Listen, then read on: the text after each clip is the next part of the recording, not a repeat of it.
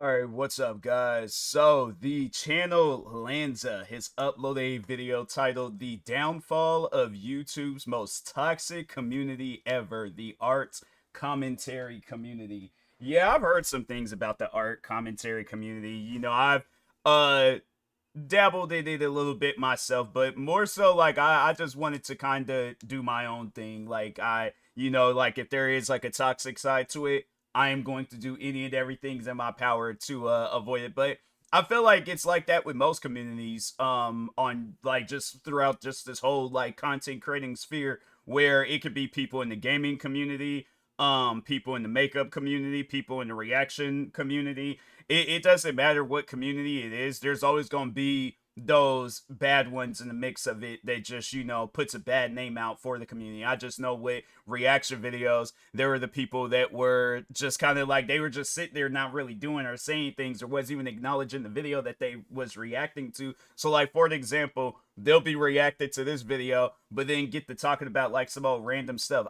Bro, I'm telling y'all right now, I'll never forget when I was watching this one girl. This was like years ago. I don't know if she still does videos, but I felt like I was watching two different videos. Like she would be reacting to like if, let's say like Stephen King was coming out with a new movie or something, right? She's reacting to the trailer, but she's talking about like dogs and cats, and I'm like, fam, there was not one dog or cat shown in that video. What are you talking about? So yeah, man, there's a lot of just communities out there where yeah, you got a few bad apples in there and stuff. But nah, let's go ahead and check out this video. Guys, if you haven't, make sure you go subscribe to Lanza for more videos like this. And with that being said, let's go ahead and get into this video. The art commentary community, better known as the Art CC, was a community consisting of people that created videos talking about whatever internet drama they wanted to, mainly consisting of background footage of a person drawing an art piece. While it sounds innocent enough, most people who are familiar with this side of the internet know it as one of, if not the most cancerous community that has ever graced mainstream YouTube eyes. As when investigating this corner of the internet, I found myself story after story of some of the most insane people I have ever laid witness to. This is the entire rise and fall of the Art CC. I was like, I wasn't, I wasn't trying to do all that. I was just more so, just trying to showcase my art ability and then just talk on random stuff. That's the thing where it's like, I know like the whole idea of like art commentary and stuff is that you have to, I guess, I don't know, maybe talk on stuff that's going on, in like, that's like within that sphere. But not with me. It's like, I think a lot of people know me. They know that I don't follow down other people's paths. Like if I see a bunch of people playing this game, I'm gonna play another game. If I see a bunch of people reacted to this video, I'm gonna react to another video. So yeah, and it's like, and I did create a channel where it's like art commentary, where yeah, I'm just creating art. It ain't even gonna be me drawing. It's just gonna be like me. Well, I am going to at some point in time do that, but at the same time though, it's like I am just gonna talk on random stuff. So, but anyways. Given that internet drama is what got people to gather around the community, it comes to no one's surprise that the rise of the Art CC was mainly fed by this constant for a second, because I know this video is gonna be 2 hours, so let me speed boost it a little bit. Cycle of drama. Well, there are a multitude of stories that can be talked about that help multiple creators in those spaces grow their internet careers. There's a smaller handful that stick out from the rest that really emphasize the power and influence this side of the internet had at the time, such as one revolving around an internet personality named Madame. Now, Madame got her start on the site as a self-described Leafy clone, obviously inspired by former YouTuber Leafy is here when it came to the kind of style. I remember him. Yeah, if that was the main motivation behind the art commentary was going to fail. It was bound to fail. Yeah, that guy, I used to react to his videos back in the day. Like, no, so at the time being, like, I just remember watching some videos of his and was like, okay, he does some like good content and things, but then you start watching more and it's like, dang, what's going on?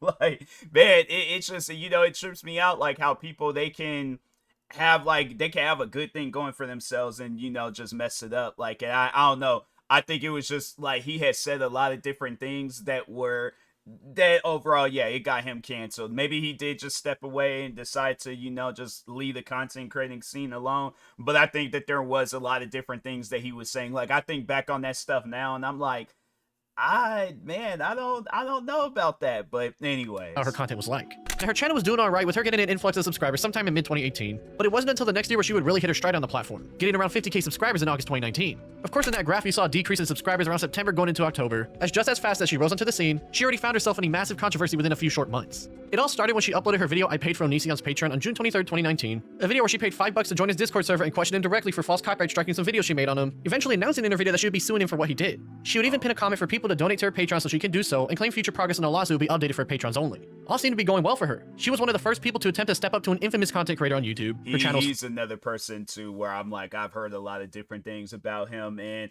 what's crazy is that I used to, not all of his videos, but I remember he used to do these like weird videos where he would be like in character and he just would be doing some old silly stuff. Yeah, like YouTube, it was odd back then, but yeah, that's how I remember finding out about Onision. So, but I like all the stuff that he's like, it's been years pretty much since I've watched his videos, because yeah, it's like I'd seen where people would talk about him and I'm like, dang, what'd he do now? So. Flourishing. She was even upgrading her content with new character stills to build her brand further. Well, it turns out that these character stills were actually drawn for free by a fan of Madame after she contacted them on Instagram looking to add some extra flavor to her content. The artist didn't have PayPal, so they had no way of getting any money from it, but they would agree that Madame would shout them out and credit them in the video she uses them in. This would end up with Madame using it in that thumbnail earlier but not crediting them, so the artist will end up writing in the comments asking her to properly credit them in the video. This would annoy Madame because they've spoken in DMs before, and so she would make a video called a 3000 IQ artist talking about her annoyance for why they didn't just DM them on Discord but instead took it to the public. She would show off a handful of DMs between the two of them and call the artist unprofessional whatnot for bringing it up to the public and kind of just ranting on pinning them like they were stupid.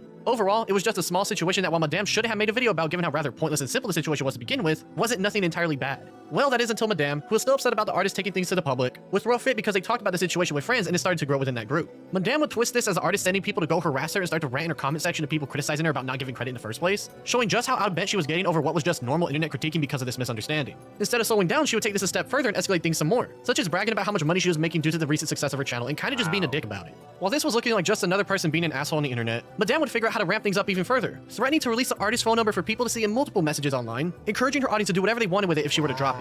The artist's name was Summers, and at the time she was 15 years old, meaning that Madame was threatening to dox a 15-year-old over a tiny misunderstanding that was already rectified because she got caught up in her feelings. It gets worse though, as she would end up following through and releasing the full phone number in question, thankfully turning out to be a fake, showing her intent to try and ruin a teenager's life over what is quite literally one of the pettiest situations I've ever covered on this channel. Now, the threat of someone using your personal information to hold it over your head is blackmail. Damn, just go. That's one thing about it where it's like when it comes down to reaction videos, if it came down to music, gaming videos, whatever the case may be, I'm always going to give credit. Like, even when I am doing like reaction videos, I don't think there was ever a time where I did a reaction video and didn't give credit. If I didn't, then yeah, everybody knew who I was reacting to. So I have to say the one and only time where I probably, and I think they are going to get talked about in this video because I think they do have like their segment at some point. But yeah, just the robot. When I would react to his videos, because everybody knew who I was reacting to. Like, if you're familiar with our history, then it's like, what? My thing is this, what reason would I have to shout him out? Like, so yeah, it's just, but even then, it's like, in a way, it's like, yeah, I would say, if you guys want to, you can go subscribe to him, but I highly don't recommend it. But, yeah, overall, though, but yeah, if it's somebody that's doing something for free, of, like, for you and stuff, fam, just give them credit. Even if it's just like a one-time, like, hey, you know, like for this art that's being displayed, because you could have just very well posted it on social media if you were forgetful and things. You could have just posted it on Instagram, posted it on Twitter or wherever, YouTube, and be like, hey, this art that I'm using in my like profile or videos and stuff, it was created by this user. You could just say it that one time and then just like that's the thing though, where it's like people don't know how to communicate, and you could have just said to that to the artist, hey, I'm a little bit forgetful, so you know, at times like that's why I'm posting it right here, so it's like at least people know and things. But yeah, it's like if I do a video and I'm rushing it or whatever, and it's like I'll forget, my apologies and things. But anyway, or to dox you like with Summers in this case is something that many people face in their time online, and in my line of work covering all these crazy people, I face the same exact problems. I've had my fair share of false alarms in the past, and it always seems to boil down to a bunch of data brokers selling my information online whoever they want without a care in the world, and that's why I use today's sponsor Aura so that I can help prevent that from happening. You see, Aura here shows me where and who these data brokers are selling my information to and automatically submits opt-out requests so anything that ends up getting leaked will be taken down as soon as possible. I've used them in the past and continue to use them whenever I start getting suspicious emails or calls, and they have significantly reduced the amount of spam emails in particular in my case. Like, let me show you an example. I used to get upwards of 5 spam emails a day on my personal email, and this past April I only got 6 in total throughout the entire month. Now saying that they all came within the same week tells me that something is up here, and so instead of me having to spend all this time trying to track where each and every email had come from and spend weeks dealing with some random data broker to get them to delete my info, Aura will handle all of that themselves. Aura has other features too, such as antivirus, VPN, password management, parental controls, identity theft, insurance, and more all within their product, making it infinitely easier to keep track of all this thanks to not having to download multiple different apps, and best of all, it's all wrapped neatly together at an affordable price. You might have 1 or 2 of these tools already, but with Aura you get more tools for a better price, and on top of that more protection as well. I value your privacy just as much as I value mine, so go to aura.com/Lanza in the description or comments below to start your 2-week trial and protect yourself on the internet better than you have ever before. There are so many malicious actors like Madame out there trying to use people's personal information against them, so make sure to give Aura a chance yourself with my link below as soon as you can. I'm going to continue using Aura to protect myself online, and so after trying to ruin Slamer's life for literally no reason, a lot of people on the internet will become aware of what she was like, and video after video talking about her antics will be posted to YouTube, with the most popular one by Pondersprocket getting over 1.5 million views on the site. It was needless to say that this drama blew up way bigger than anyone could have expected, and Madame was now facing the wrath of the users on the site, with her video about Slamer's getting mass dislikes now that people learned about her antics. This will cause people to bring up that Onision lawsuit situation again, as while she made small updates on Twitter saying she was going to follow up with it, nothing of any actual substance had been elaborated upon, causing people to claim she was scamming her fans for easy money now. She would even say that she had to run away from the internet and go homeless because of all this newfound pressure, when in reality it's because a lot of people had some serious questions about her intentions after what happens with the Slamer situation. All this pressure would cause Madame to release a 2-hour response video called Apology for Everything on March 9th that year, in which she doesn't apologize for anything and instead doubles down and blames things on cancel culture and rambles on for pretty much the entire runtime. The only section of any substance would be a small snippet talking about the Onision lawsuit situation, in which she says that she won't be updating anybody on it because they aren't owed anything from her. From this day forward, I refuse to give an update about the lawsuit. Expect no video from me even if I successfully sue him. Maybe one day people will change and then I can share to the world something inspiring that can inform and help other small creators. But until then, expect nothing. As you can guess, that's just who she is as a person. She don't care about nobody besides herself. That is wild. That is wild to just you pretty much double down on your behavior. And it's like, ma'am, my thing is this. I don't think nobody on the internet, like where if you have something good going for yourself, I don't think nobody on the internet wants to put themselves through a situation where they could potentially get canceled. Why would you just set yourself up for failure like that? You know, like it's like you very well could have just gave them like some small credit or just, credit them throughout the video and things. But cause I know at times I'd be forgetting stuff, but yeah, the thing is this, like, that's where that just that line of communication comes through, where it's like, if I forget something, I'll let whoever it is, it's like, if I was supposed to do something or give them something, whatever, I'm like, oh, my apologies, I forgot, you know, and then it just leave it at that and things. You could just simply just say that, and I feel like that it wouldn't be as bad as you pretty much doubling down on your behavior and, just not owning up to, you know, what you did and stuff. So yeah, it's like, well, I mean, she probably did to an extent, but it's like it just just the way that she carried herself, it's like, ma'am, you are an adult, okay? Like, act like if you got it where a 15-year-old kid at the time could act more mature than you, there should be no excuses for you. But anyway, did it help quell the allegations she was stealing money from her subscribers? And even though she stated she flew to Washington State to properly start the legal process, nobody believed it. Why she gotta fly out here? Why she gotta die?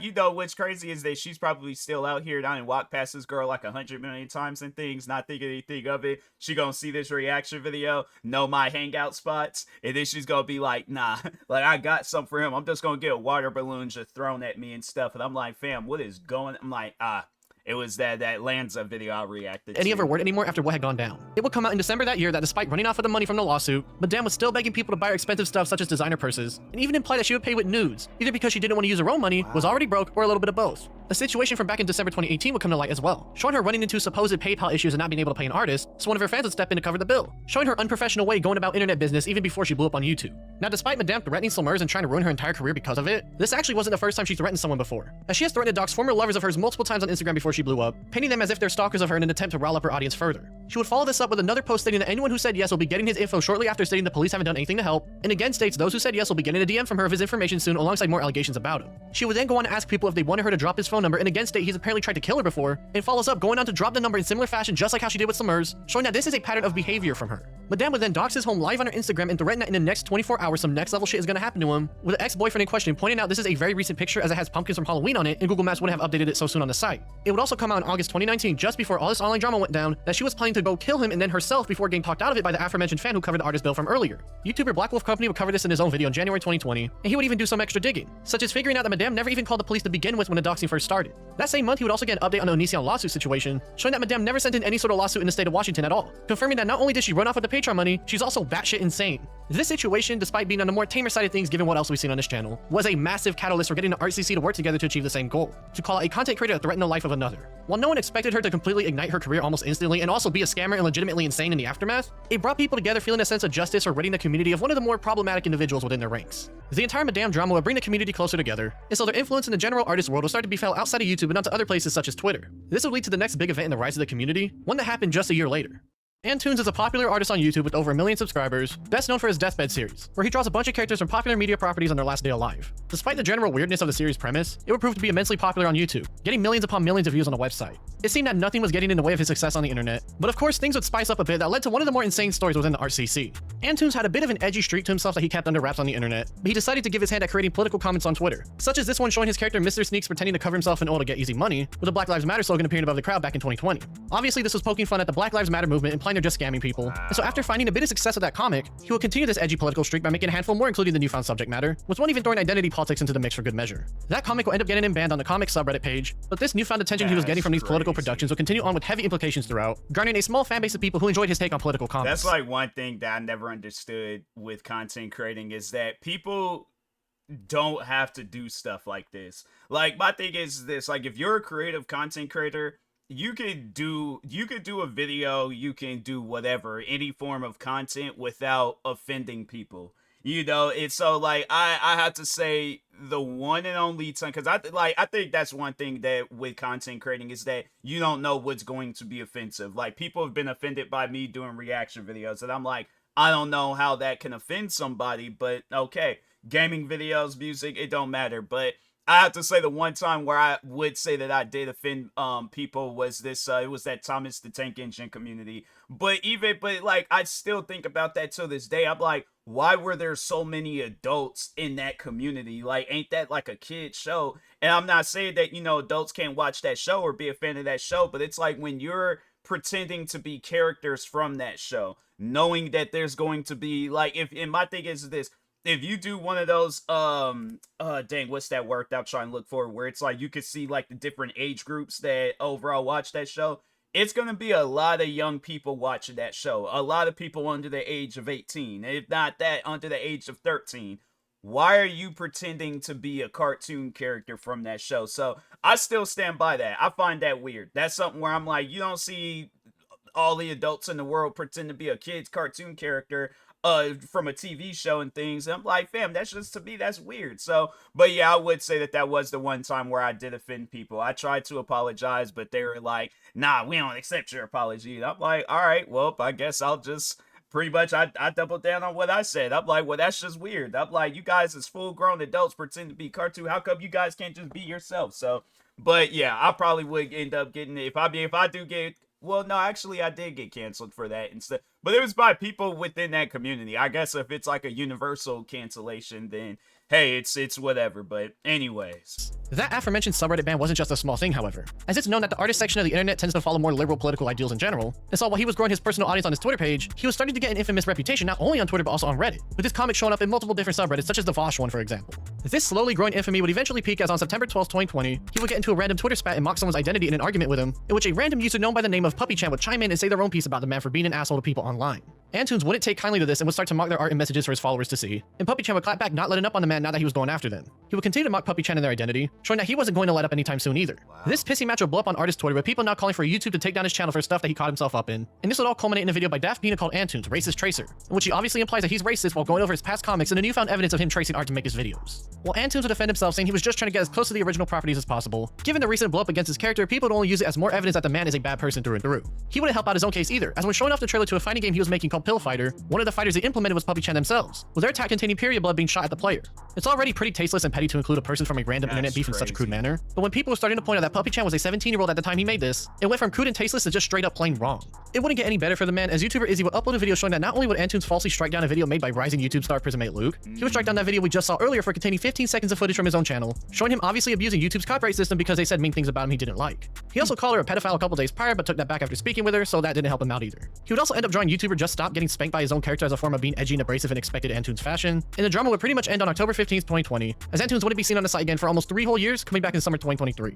Now, it's worth pointing out that there's more to the Antunes story, as there were multiple videos he made going over the situations again in 2021 and 2022, but this is an ArtCC video, not an Antunes video, and it would only be appropriate to cover further if this were the latter. That's not to mention, the Antunes drama was mainly an artist-centric story that happened back in 2020, a story that would be another case of the ArtCC coming together, as while Madame was a bit more mainstream in terms of the people who covered it, the majority of the people who covered the Antunes situation were strictly from art communities on multiple websites like Twitter and Reddit, and the YouTubers who covered it were mostly in the same boat as well. Everything about the Antunes drama only bolstered their growing fan bases, and so everyone, especially the YouTubers who covered the situation criticizing the man, found themselves gaining rapid subscribers, and more importantly, a rapid increase of that sweet YouTube AdSense. When I say everyone who was in this, this is the part of the internet that I wasn't like, not so much as that I wasn't into it, but I just wasn't paying attention to it. You know, I think yeah, you know, just people, there are some people in the art commentary community where I'm like, nah, I'm just going to avoid you. That there were some where I feel like there's some like art commentary videos I've seen throughout the years where I was like, okay, you know, there's some good content creators, but yeah, it's like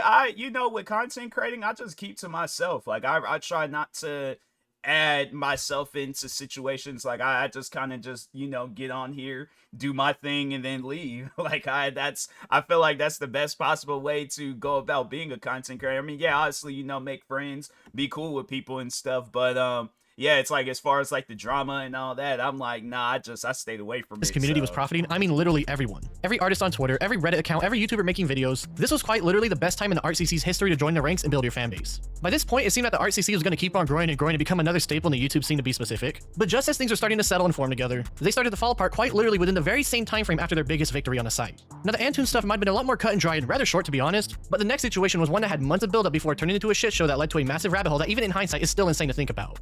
Toby Majestic was a newcomer to the art scene at the time, making her presence known in June 2020 when she released a video called The Fall to Creepshow Art, also known as Shannon, a 30-minute dive into things she had issues with arguably one of the most popular artists in the community. These range from more tamer things like constantly fighting online with people on Twitter to more serious ones like Shannon saying that people were spreading around child when they indeed were not. And now in this tweet, apparently all she's saying is she literally just said that they spread around sex, which she did not say in her video. Revenge porn. His sex, his nudes. Revenge porn was posted by and then retweeted by Shea Coulee and Ariel Versace. Revenge porn. His sex, his nudes. And then after that, he said that she stopped replying. The video was seen in a positive light due to Toby being blunt with her criticisms against the woman, and Shannon would respond herself just a few days later to address what was said. The video itself ain't exactly groundbreaking. She talks about her agreements and disagreements and says she'll try to become better at covering subjects like any typical response video would be. This will lead to a bunch of people going to Toby's channel now that she was one of the fastest risers in the community in a while. Now, just as fast as Toby's rise in the community was, she was already finding herself in her own controversy just mere weeks into her newfound career, as one day she would upload a video ranting about drama channels for being extremely nitpicky and hypercritical.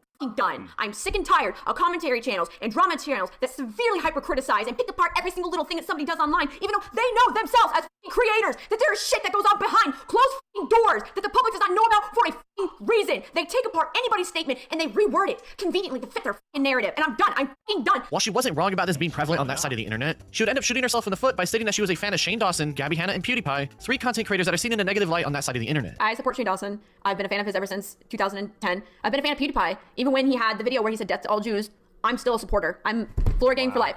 Floor gang for life. I love Gabby Hanna. Yeah, she has messed up in her anger problems in the past. Yeah, those are 3 creators. Shane Dawson, I just remember when he was going through his stuff, and I'm like, dang, man, you know, you look up one day, because he was doing like those like documentaries, I think, on people, and he was doing good with that.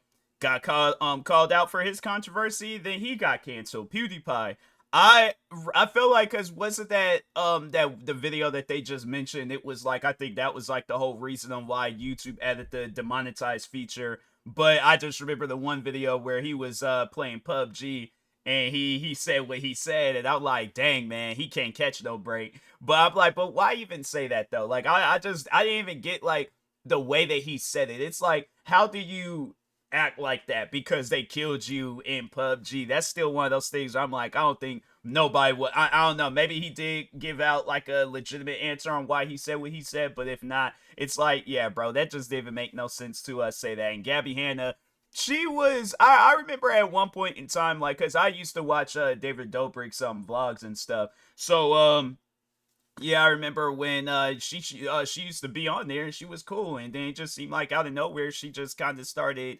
you know, just kind of like going down her own like path and things. Like I don't know the, like, I guess like the proper wording to say it, but yeah, she went down her own path, and I don't know, like, I can't say that I hate those three content creators. It takes a lot for me to hate them, but I'm not sitting around, you know, watching their videos on the regular and stuff. So, but yeah, it's content creators where I'm like, hey, you know, you guys did what you did.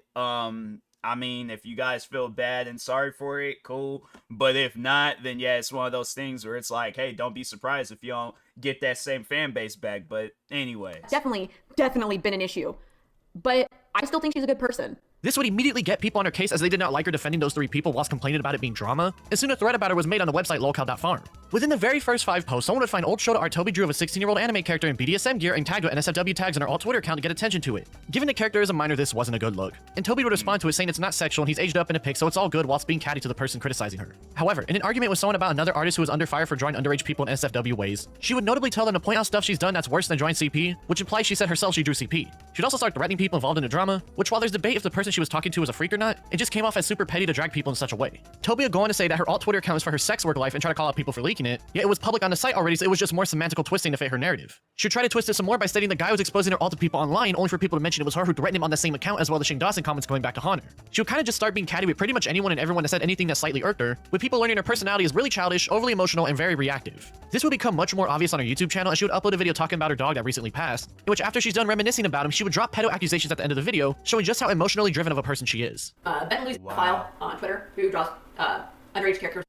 Some of them he ages up, like physically, but a lot he doesn't, which shows that he actively chose not to do it. He also has I just think that's somebody she didn't really know how to cope, I guess, with, you know, the pain of losing her dog. I mean, people go through it, you know, you see it a lot where it's like they, you know, lose something and then yeah, they kind of they just do some things, you know, they act out a little bit and stuff. And I mean, I guess that's like the best possible thing that I could say about it, but I just feel like that, you know, when you're putting together a video and it's supposed to be about your dog, leave it about your dog, bro. You know, like, anytime when I talked on something serious, I'm like, oh, let me include my drama, I guess. No, bruh, no, that is not how you get people to be on your side or to agree with, you know, like, nah, there's just other ways of going about that. But anyways, revolving door of maps that follow him on Twitter. He also follows other maps on Twitter too, which is great. Hey Ben, you don't want to be called a file. Don't draw underage looking children,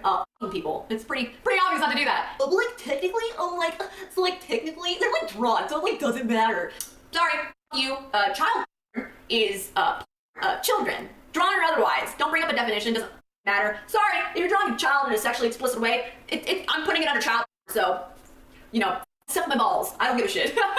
Trent, was also gonna do a video on him.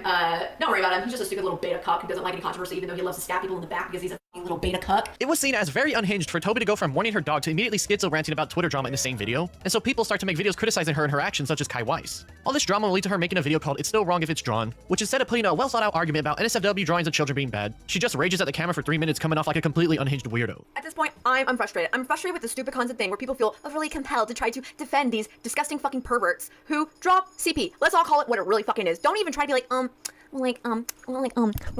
technically. No. It doesn't help by this point that everyone knew about her past drawing an NSFW image of an underage anime character, so people start to call her a hypocrite alongside being a childish, unhinged person whose personality was very grating, to put it lightly. This would all culminate in a video by YouTuber Omnia featuring Kai Weiss, their lover at the time, in which they would both criticize Toby for all the recent things going on. And I find it so incredibly sad that you think that the actions and words that Shane expressed in those videos were funny enough that you could write them off as jokes and still show him support. That is honestly disgusting and truly makes me wonder if you only have those. Like, I remember that too when they was like, they showed how he was like blackfacing and just, you know, doing stuff like that. Because didn't he say the N-word in some of his videos too? So yeah, it was definitely, I remember when all that stuff was going down. And yeah, so it's funny because there's this movie I remember when I watched it when I was a kid. I thought it was one of the funniest movies ever because I was like, no, it's like you're a kid, you don't really be paying attention to that type of stuff. But as you get older, then you realize, dang, I don't know how they got away with doing the movie like that. But anyways, there's this movie called Soul Man. Not Soul Men with Samuel L. Jackson and Bernie Mac. No, there's a movie called Soul Man. Dang, what's the name of that guy? I think he played in The Outsiders. And I think it was like he was the main guy.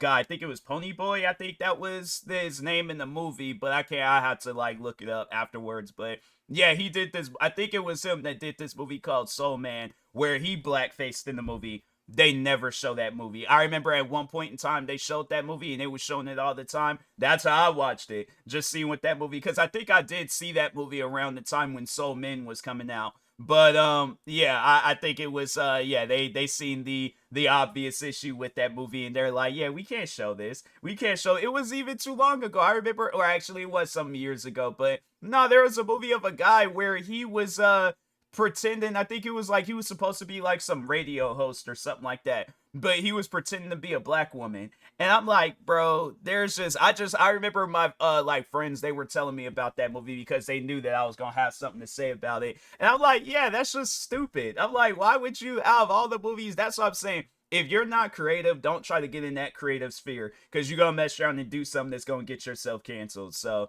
yeah, I didn't understand that. But anyway, Fist in your Twitter name for the aesthetic and not for the cause. The part that I'm more interested in about Toby's pitfalls lies with her performative activism, as well as her inability to properly accept and receive criticism. As you may know, I'm black. Half black, but black regardless. And this year has definitely been a tough one, especially because it has repeatedly been shrouded in the death of black bodies, the most notable being George Floyd, along with Ahmaud Arbery, Breonna Taylor, and so many others. As a result, it seems like the Black Lives Matter movement has suddenly gained relevance again. Protests have sprung up across the country as well as internationally, and people regardless of their race have spoken up to express their solidarity and allyship with the Black Lives Matter movement. While it's mostly everything we know about already, Amia ended up leaking DMs they had with Toby, showing her still defending Shane Dawson despite her saying she doesn't support him anymore. Things will start to get extremely petty as Toby would announce she was working on a response video, but also saying that Amia maliciously cut the text to make her look bad, so Amia would drop all the DMs. Big, where it's like, bam, rather than doing a response video, just apologize. You know, it's like, hey, I apologize. Like, I didn't realize I hurt you. Why is that so hard to say? I'm telling you, man, there's people within this community where they're like, no, an apology is not in them. They can't apologize for their actions.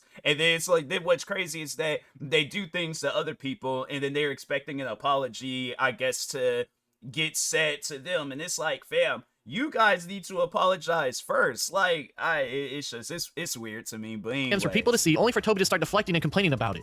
Other figures in the community would start to chime in on the situation as it was getting real hot. Kaiwise uploaded another video going over the new Twitter arguing, and overall, things are not looking very good for Toby right now. Toby would eventually release her response video on September 24th, 2020, in which she says that she won't support Shane Dawson anymore because it leads to backlash on her end, and say that Amia lied about not caring about the situation despite what she said in DMs. I don't even know what to think about it, because I don't really care. Interesting. Apparently you did really care, because you went to go on to ramble about this whole situation for about 11 minutes in your 20-minute video. She would also go on about the whole situation, arguing the semantics of her old NSFW drawing of the underage anime kid, going on to say that she has BPD, which makes it hard for her to control her emotions and whatnot online, stating that she needs to learn to get offline when she's getting upset. Granted, I have BPD. It's hard to control, and I struggle to cope with it, but I do constantly work on avoiding things that I know will feed it, and when I find new things that feed it, I work my best to try to figure out ways around it, or ways to cope with it, or ways to block it from me seeing it, and over the years, I've changed a lot, and I have to learn coping skills like practicing walking away, and trying to identify if I'm too triggered, and I don't think that I can walk away, to identify when I'm feeling like that and to try to walk away before I get to that point of no return, because those are the times where I fall off the wagon and I end up posting stupid shit and saying stupid shit. Kaiwise will end up commenting on the video, in which she goes on a massive tear that can basically be summed up with the final statement how she didn't take accountability and how people expected better from her. It was clear that the Toby drama wasn't letting up anytime soon, and it would only get worse for her as the aforementioned upcoming content creator named PrisonMate Luke would make a video going over everything, getting over 300,000 views in the process. Look on the Twitter to see it. No, I don't think that Toby's he's somebody. I don't know what his situation was, but I just remember when he made a video on just the robot some time ago where he was calling him out on his racist behavior, and of course, you know, just the robot, he just downplayed it. That's one thing about like one of those like internet racists.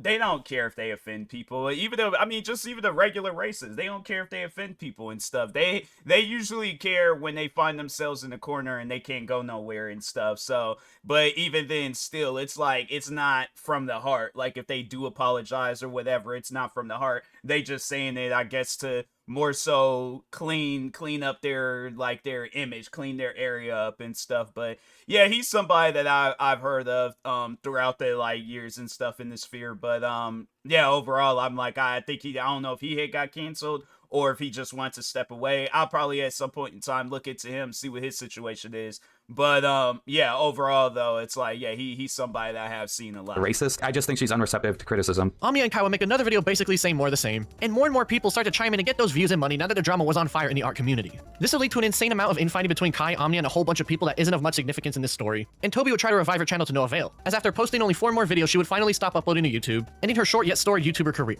Now, while Toby was done uploading videos on YouTube, that infighting I mentioned would start to build up more and more in the ArtCC, because if there's one thing those people are known for, it is the extreme levels of pettiness people are willing to dip down to in order to epically own somebody and get a drama going. You saw how the Toby drama started off normal until it became a mishmash of leaking DMs and semantical arguments for weeks on end, and you also saw how other artists were chiming in giving their own opinions on the matter. Well, one of those artists wound up getting dragged into a giant mess themselves, and one that is its own story worth telling due to how insane it gets. Hopeless Peaches was a figure in the ArtCC who, while wasn't making videos about the Toby situation, was constantly commenting about it both in other people's videos and was being labeled as a Toby defender. This would lead to her mental health declining while still posting on Twitter asking people if they'd be interested in a retrospective in due time, showing her still interacting with what was currently going on despite these issues. This would eventually end up with her posting a concerning message that while she said was related to IRL issues rather than online, people weren't buying it and believed she was doing this all for attention for facing criticism about the Toby drama. While this was mainly kept to Twitter, it never really made its way outside that website. All that would change on November 6, 2020, as Prisonmate Luke would make a video talking about the Toby situation and how people kept making videos about it despite it being dead already. However, the last part of the video focuses specifically on Peaches, with Luke criticizing her for being emotionally fragile, among other things. But you would constantly come back to post more things and beg for sympathy. And when you were getting genuine criticism for all the garbage you've done, you decided to suicide bait your audience, going off the grid for hours to make your audience worry that you hurt or killed yourself. And guess what? 2 days later, you were back to making tweets again. And she's been doing this for a long time. It's very manipulative, and she's always using her mental health as a pity me card, which is funny since she called out Toby for doing the same thing. It's very scummy, and it says a lot about her as a person. That last claim of him saying she was baiting her audience to believe she would end it all was a very heavy one to make. So Peaches would take it to Twitter and apologize, saying she got anxious for giving her opinion on the drama due to the heated topic, saying that she thought talking about her issues on Twitter would help her emotions out. It's like, you gotta be careful with what you write on social media. I know there's been times where I've written out stuff where people have had to come check on me. I'm like, no, I'm chilling. Like, I didn't mean it that way. Then I'm like, dang, I guess it does look like that, when you read the tweet after you get some messages. And there's even been times where I have seen friends of mine, they be tweeting out like song lyrics, but it be some stuff where I'm like, bro, is you good? Like, do I gotta go either to your house or go to your estate and see if they I'm like, what's going on right now? So yeah, that's it's you gotta just be careful though with what you post nowadays on social media, because it can be taken the wrong way. But anyways, which obviously didn't. She would ramble on a bit more talking about stuff that isn't too important, ending things off saying she never meant to come off as if she was baiting or lying about her mental health issues, and she was sorry about that. Toby herself would actually come out and defend Peaches as she was getting piled on for what was going on. And while the rant isn't anything we haven't talked about already, Peaches would come out and say that she talked out her issues with the person she was having problems with, that being Luke, so everything seemed to have finally come to a close. It seemed that Peaches just got hit with a couple strays from the Toby situation, mainly stemming from Luke's video talking bad about her, but it all finally seemed to be over. Of course it wasn't over, however, as you guys already know how petty this community is, and that pettiness will blow up things in a much bigger way than anybody expected. On December 1st, 2020, Shannon would come out and say on Twitter how another creator she used to know would lie about her and poison potential friendships in a malicious manner behind the scenes. While nobody had a clue who she was referencing in this post, she would reveal that it was Hopeless Peaches she was talking about in a reply below, causing everything to blow up once again. Luke would then make another video titled Stop Lying Peaches, in which he basically rambles saying Peaches is bad and such, with screenshots not even lining up with what he claims, such as one where he just assumed she was talking about him in a notable instance of projection. But instead, she took it as a sign to keep tweeting about me and demonizing me and my character to her entire audience. He would even go on to say that she ruined Shannon's reputation in the community and show her telling of their fallout, but given Peaches had nowhere near the fame Shannon had, it just came off like a poor attempt to make her look worse. Shannon will leave a comment on his video saying how she feels better now that people are learning about this, and confirm more that it was Peaches she was talking about, and shout out Luke's video on Twitter. Artist Camelia Cuevas will come out and tell their story how Peaches claimed she wasn't credited in an art piece they worked on together, adding in that she didn't know it was being sold either, in which Camilla would take the piece down and Peaches would then make a call-out post calling her a scammer. Luke would then make another video talking about the recent document Camilla made and basically ramble some more to make her look worse. And then Shannon herself will drop her own video about the situation on December 7th. The most influential person in this entire mess, bringing a whole lot more eyes to what was going on. Omnia would then chime in the very day basically saying Peaches is a bad friend, and Peaches would drop a response video the next day apologizing for being a bad friend to them, alongside saying Luke is twisting and projecting things, which given we saw him earlier assuming Peaches was talking about him, ain't exactly a far reach. She would go on and explain that she doesn't talk to Shannon anymore because it seems like she's a violent and vindictive person. And despite the Luke stuff she said having some credence and the Shannon stuff being a he said she said situation that Shannon shouldn't have brought up to begin with, people in the art community would continue to bash on Peaches due to the public narrative being against her, saying how there was evidence to them despite being literally zero evidence and everything mainly stemming from allegations only. D'Angelo Wallace would even chime in on everything going on, basically not choosing Peaches' side because of the public pressure and continuing to perpetuate the narrative that she's in the wrong on this one. Kai Weiss would chime in as well in a video of his own, but it's not of much importance. And a friend of hers named Skridis would come out and make a video pointing out that there's zero evidence of what's currently going on with her, which is true. Despite this, the drama was growing so wild and rapidly that a channel with millions of subscribers called Inform Overload would make a video talking about everything, showing just how big the situation has been growing online. Omnia would make another video talking about everything, but it seemed to be more of the same. But by this point, it was clear that things were not slowing down anytime soon. All this pressure would cause Peaches to deactivate her Twitter account December 21st that year, but just as she did this, the first video calling out Prisonmate Luke would drop that same day by Just Stop, in which he shows how Luke has a habit of stirring up rumors without evidence and even straight up misinformation that can be proven wrong because he does poor research. This video was seen in a positive light as he was able to back up his claims throughout, and Luke would respond with his own video that didn't really make any waves in the community, as he mainly just brushed everything off and doubled down on his claims against her. Toby would also make an Instagram post saying her last video would be defending Peaches, so people had something else to wait for. Things would seemingly die down after this, but then on January 2nd, 2021, friends of Peaches would drop a document compiling everything in proper order to defend her and show that she has been wrongfully bashed on. While it's more the same and stuff we've gone over already, it did show an instance of Shannon deliberately cutting context to make Peaches look worse to her audience, and another where Camilla accepted Peach's apology from their beef from years ago only to try and use it as ammo against her now recently despite that. It would end off stating how it all started with Luke making those dishonest and manipulative claims about her and Shannon and Camilla spreading them around to their communities, saying that Peaches is flawed but did not deserve what was going on with her. Peaches would come back to Twitter that same day saying how her break has given her time to reflect and relax and such, and that she'll slowly be getting back into social media. Luke and Just Stop's beef would continue on in the background as people started to grow more resentment towards Luke and his content, and Shannon would expectedly end up responding to the Hopeless Peaches document with a video titled Hopeless Peaches Hasn't Stopped on February 3rd, in which she only rants at the fireplace background and not once shows any screenshots of what she's saying, only alluding she has them but can't show them for whatever reason she might have. While it's mainly just pointless rambling and ranting, the main thing that shot her in the foot was when she claims that Peaches was racist simply because she disagreed with black people. But literally people telling her, hey, the thing you did is bad in regards to lying about various people and situations in order to appear like an uwu victim? Yeah, that's stupid. And high-key a bit racist when we get into what you try to pull with Kai and Omnia. I mean, you have to be the white girl victim to the angry black woman and black man, right? But I'm not there yet. While the video has a notable amount of dislikes compared to most of her content, it seemed that her audience was taking it for what it was. Dang, so like, if somebody outside the black race disagrees with me is racist, I don't know. Like, I mean, so dang. I'm about to start using that. Like, no, we're gonna get to arguing about like who will win in the fight, Hulk or Superman. I would obviously say Hulk because I'm a Hulk fan. They say Superman. I'm like, nah, that's racist. Like, you can't disagree with me. But I ain't never heard of that. Like, nah, jokes aside though, I ain't never heard of that. That's some crazy stuff. I'm like, if it's just a simple conversation, I mean, well, yeah, with stuff like this, it ain't really simple, but it's just, you know, with all the drama being in play. But yeah, I don't know. I ain't never heard of that before. I'm like, that's a new one for me. But anyways. And Peaches would respond to this by logging off Twitter knowing what was about to come her way. Peaches would still go on to get back on the site despite this, and Skritus would make another video defending her, this time with a lot more people listening and starting to view Shannon in a bad light. Just Stop would make a video about Shannon and talked about how badly she handled everything from her corner, and this hindsight would cause more and more people to start apologizing to Peaches for not thinking about the situation as it went down. She would eventually drop a response video once more March 18th, and this time things are taken in a much different and better light as people are starting to realize just how overblown everything was and how the main people pushing the story were being manipulative and petty with their coverage of her. Toby would even make an appearance in the video as well, following up on that Instagram post from earlier, and Peaches would find Camilla talking trash about her despite supposedly accepting her apology. This was the final end of the Hopeless Peaches drama, something that stemmed from what is the pettiest situation I've ever seen when covering anything on this channel. This all started because Peaches was simply commenting about the Toby drama during that beef, and was blown way out of proportion by Creepshow Art and especially prison mate Luke, as he was provably caught misrepresenting facts to fit his narrative about her and spreading rumors based on literally nothing of substance. I have never seen such a lack of critical thinking skills from a community in my life, because it took months for people to realize this all started simply because two influential people said Peaches was bad, with no evidence to back it up, with Luke's case in particular literally showing him twisting things in the videos he posted months ago on the site back when people were on this anti-Peaches bandwagon. This train wouldn't have gotten any steam if like prison mate Luke. Yeah, I just remember when because I reacted to his video and then people were like, oh, you can't trust anything he says. So I didn't really know too much about him at the time. I just remember seeing when he did his Just the Road by His Racist video, then that was like the first time I had ever seen him. So yeah, I didn't know about all this stuff. Like I said, like I did any and everything's in my power because yeah, so I guess like for those that are new to my channel, so like my history with Just the Road by is that me and him were going back and forth at it from 2016 to like 2020. In 2020 it died off. But yeah, overall though, it's like it was always a situation where he was sending his fans after me because of whatever reason he got made up in his mind. But anyway, but yeah, from like 2020 all the way up until now, I just separated myself from that whole community. Like there would be names that I would see that would be like, oh, okay, I've seen that name before. I know of that person.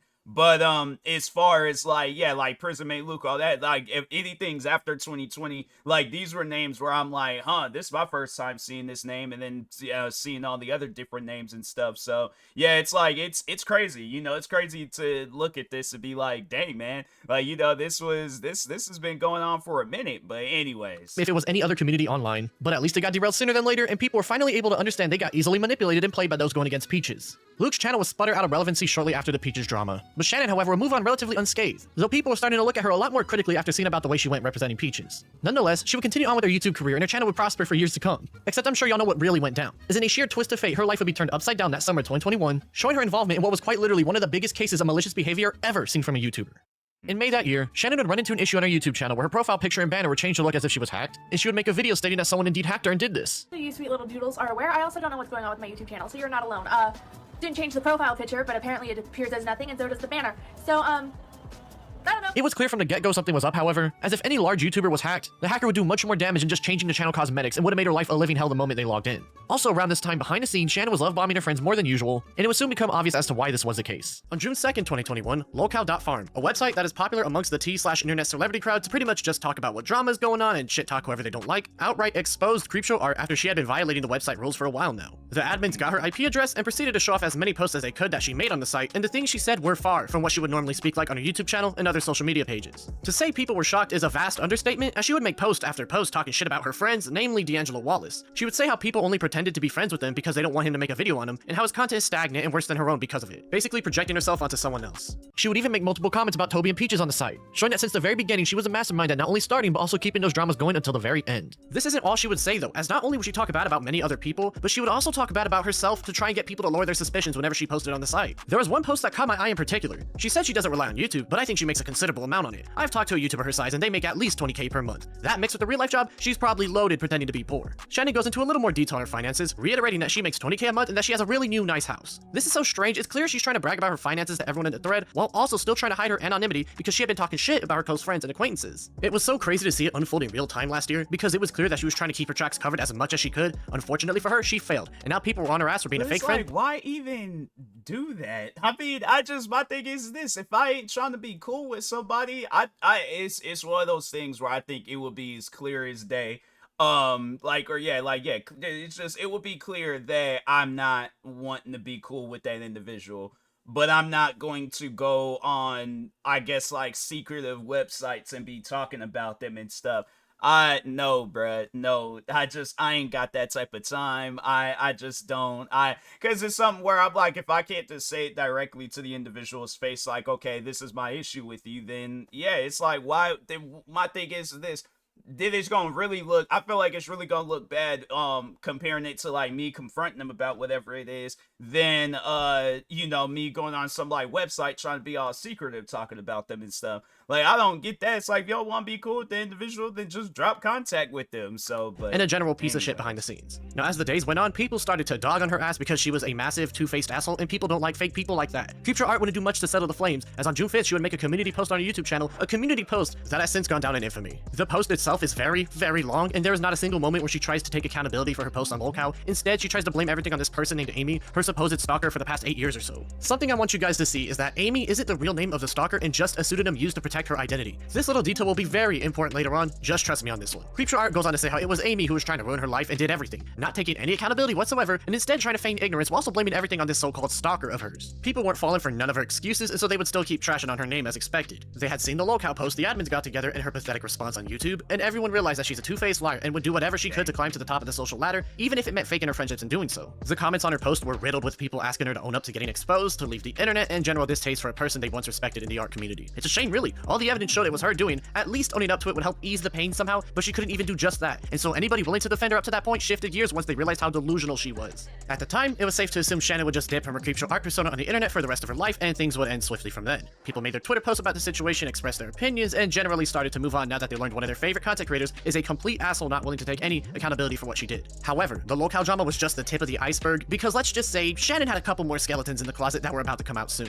On June 8th, Emily Artful, another art-centered YouTuber, came out with a Twitter post expressing her relief as people have finally learned the truth about Creepshow Art and how she truly is behind the scenes. She talks about how Creepshow Art had been stalking her for multiple years at that point, way before she even started her YouTube channel, how she threatened her family multiple times, and how she even got Emily fired from multiple jobs purely out of spite and hatred towards her. Emily claimed that her ex-boyfriend and Shannon had been harassing her for the past decade or so, and it all started when she broke up with him and got with Shannon soon afterwards. Emily goes on to tell everyone that she is gathering evidence for her very own video, and for people to be patient as there was a lot for her to gather and sort together concisely. As Emily was gathering her information together, Peaches would drop a video about the new revelations on June 11th, in which she shows how manipulative Shannon was being with her at the beginning of 2021 when trying to perpetuate her drama. Something to note.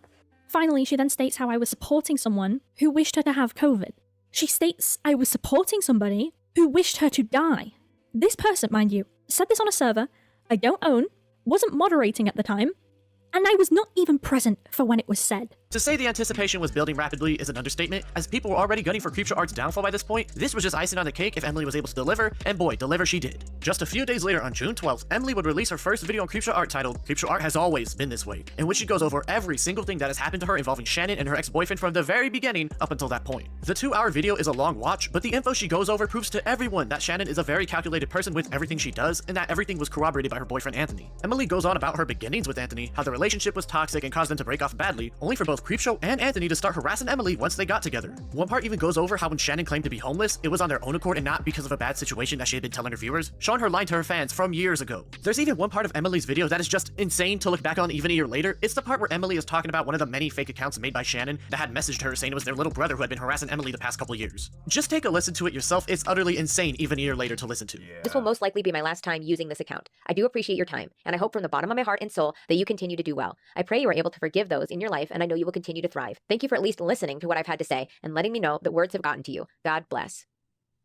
What a ripe crock of shit. During all this going down, I had very little understanding on who Creepshow Art was at the time, given I was only a few months into my YouTube content creation stuff, but I could tell she was more than what her YouTube channel gave off simply by the way she carried herself. The expose on That was a name that I heard of a few times. Did bother to go check out their channel, but yeah, I have heard of the Creepshow Art name. And video by Emily only provided evidence for anyone who might have thought otherwise. She would only become friends with people if she felt they had something that she could use or if they had something they could use against her, but not a single person was prepared for the locale leaks and Emily Artful's video to come out, and at that, all within the short span of 10 days. Throughout Emily's entire video, I couldn't get the notion out of my head that Creepshow Art only started her channel to spite Emily, as the evidence throughout seems just like that. Another way to harass and belittle Emily, only this time, Creepshow's career actually started to take off, and she had to slow it down a little bit, and turned into talking bad not only about Emily, but pretty much of every friend she ever had until it all came crashing down. As expected, Creepshow Art's recent videos started to get mass disliked bomb. People were writing comment after comment telling her to leave, and that the only way she could save any face would be to fess up to everything from the locale leaks to harassing Emily. Things were silent from her, however, as it seemed she dipped from the internet for the time being. All her social media accounts had been deleted by that point, save for one, her YouTube channel, of course. The month started at a little over 500k subscribers, and by the end of the month she was well under that mark at 370k subscribers. The number would keep bleeding, and people assumed that she ran like a bitch, but it turns out she had one last trick up her sleeve. On July 7th, Creepshow Art would reactivate her Instagram account and made a post claiming she was innocent, as well as her now husband trying to scrub his existence on YouTube in a failed rebrand. She tried to get YouTuber Gabby Hanna to make a video on another YouTuber Ready to Glare, and when that failed, she went to YouTuber Tipster to get him to do something similar. When her manipulation failed yet again, she dipped from the internet and social media once more, and up until that point was the last time anyone had heard from her on the internet. Emily would go on to make a second video on Creepshow Art titled Creepshow Art Did Not Work Alone, going into more detail on what Anthony and Shannon put her through with more evidence to show. At one point, Emily shows how an account that harassed her was also seen in a video harassing Creepshow Art with a very similar thing that Anthony had said to her before. So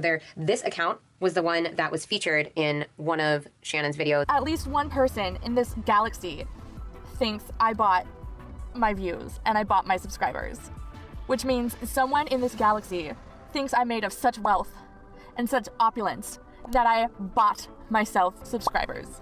I mean, thank you. That one account that had harassed her saying it was her little... Like, I've been accused of that myself, and I'm like, I've displayed how much of a cheap person that I am in my videos, and that's one thing about it. You will not catch me buying no subscribers and no views, where I'm like, fam, the funny thing is that if you follow me on Twitch, then you know how I feel about that fake views stuff. Like, them accounts come through, instantly get blocked. I don't, like, oh, let me see if this is, no, instantly get blocked. Because, I feel like that's probably, I don't know, I'm assuming, I feel like that would be an easier way of your channel to get hacked. You know, if you sit down, think about it, you go through this website where it supposedly helps you grow your channel, but it's not legit. It's like, if my thing is this, my thing is that if you're buying these accounts, if it's like I go and say, oh, I want 1 million subscribers, it ain't like they're forcing 1 million people to subscribe to my channel. No, what they're doing is just they're having some,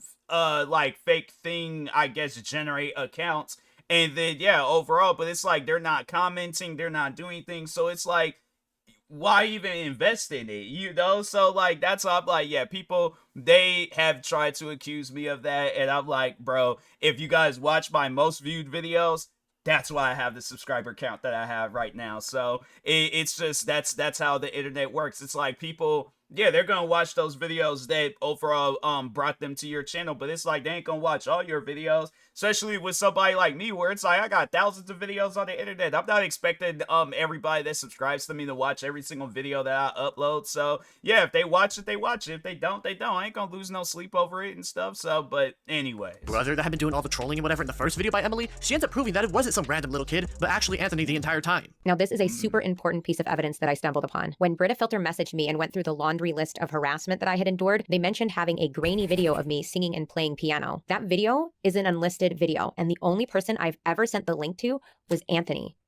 That video is still on my YouTube channel to this very day. I never deleted it. What kind of made my skin crawl after remembering this was the screenshot I had taken of the conversation. It starts with Anthony saying, "Trust me." I said, "KK, let me log on. Oh, by the way, I have a video with some music I've written too." And he says, "Send them both." And I send the link. There's the music one. Ugh, it's telling me I need more space. And he says, "On Dropbox." That was unrelated. That was for a different song I was working on at the time. Pretty creepy stuff. The end of the video goes over how Emily believes Anthony was the mastermind the whole time and used Shannon to further his agenda against herself simply because Shannon didn't like Emily. Even though the things that Shannon did to me were unconscionable and cruel, I believe that she was also a victim here. I believe that Anthony played on her hatred for me, as well as her emotional dependence on him. For God's sake, she dropped everything to go live out of her car, an experience she herself called absolutely miserable, just to be with him. I will never forgive or forget what Shannon did to me, and her being a victim doesn't excuse her horrible behavior, but I do think it's important we acknowledge that. It is a great follow-up video, and the stuff said only adds to just how much shit that Emily went through when dealing with those two people. By this point, it was over for Creepshow. There was no way for her to come back from this. Her internet career was officially done. Everything after this point was just more proof of how much of an asshole she and Anthony are. What started as another popular art-centered YouTuber on the surface was exposed to be a downright despicable person who only cared about herself and herself only, befriending people to keep them wrapped around her finger, and instead of talking shit to them to their face, would do it behind an anonymous message board because she was too scared. So the fact that all this stuff that she had been doing to Emily Artful for a decade now, it is very shocking, but it does follow up with the way she acts. Now, months would go by and nothing new would come from the Creepshow art drama. People would make their videos and move on after exposing her for being a massive piece of shit. It seemed that Shannon had officially given up on trying to defend herself and fled the internet. No one bought her stalker story on her community post, and the leak showed she was out for blood and was still trying to manipulate whoever she could in order to somehow shift things in her favor. To no avail, of course. Things were quiet in the public light, but behind the scenes was a completely different story altogether, as Shannon had one more plan to somehow shift everything into her favor. On New Year's Eve, Shannon would drop a 2.5-hour video alongside a massive 90-page Google document going over every single thing that had happened in Emily's life and trying to paint her as an unstable, crazy drug addict whose word shouldn't be trusted whatsoever. When I say this video goes over Emily's life, I mean that in a very literal sense. And Shannon would go back to as far as 2005 when Emily was just 13 years old and tries to use posts from over 2 decades ago to try and paint her as some sort of malicious and manipulative freak. Mind you, when she was a 13-year-old child who was very clearly just acting like one and nothing more. Remember how I told y'all to keep Shannon's stalker, Amy, in mind? Well, in the video, Shannon would go on to show Amy emailing her as far back as 2006 and signing her name at the bottom of the email in question. However, if you remember, in her community post when she got exposed, she said that Amy was a pseudonym that she was using to protect the stalker's real identity, even going on to give a short story about this supposed person. This part is going to be brief, but Amy is not a reference to Emily. Amy is the girl who used to harass me online, who I originally met on stardoll.com when I was in middle school. As I say in the video, that Amy did not grow up in San Jose with me. We never knew each other personally, and she was someone I strictly knew online who lived states away from me. So guys, which is it? Is Amy a pseudonym that Shannon used? Or did she just make a bunch of fake messages to try and prove that Amy was real, only to indirectly self-report herself using the pseudonym as if it was her real name? Obviously, we now know that the Amy stuff is all made up, and she went through all this effort to fake those messages. And it seemed that her constant cycle of lying and manipulation caught up to her in the end, as she was unable to keep her story straight anymore. It would also turn out that the original draft of the document would leak out, with it being 112 pages total rather than the 90 in the final. It's mainly just a lot more emotionally charged in the final draft, with the cut content including her going after former friends like Ashley Lilly and Repzilla for betraying her and ranting about how much they suck and stuff. It's not the most interesting to be fair, but it gives more insight in just how vindictive of a person she was and that she was willing to drag anyone into her web of lies as she so felt the need to in order to get back at those she dislikes. Emily would release her final video on the matter soon after in February 2022, such as talking about how she used to be messed up as a kid but has since bettered herself 2 decades later. She even talks about how Shannon kept lying to her directly about one of the alts she made to harass her through and how she was scamming other artists in the scene. And overall, while there's nothing here particularly new as it's just more of Shannon lying, it was almost a tiny bit sad by this point seeing just how far she was willing to take the lie to get back at people she dislikes. After this final failed attempt at getting back at her enemies, Shannon went dead from the internet entirely, with her channel staying dead from that very moment on as it was officially over for her internet career. However, in April 2023, her channel would get terminated off YouTube after someone sending copyright strikes against her. Now, I don't know if they were legally valid or someone was abusing YouTube's copyright system, but either way, she hasn't tried to contact the site to try and get it back up and running as far as we can tell. And since then, she's been a ghost in the wind as her story became the most mainstream defining moment in ArtCC history.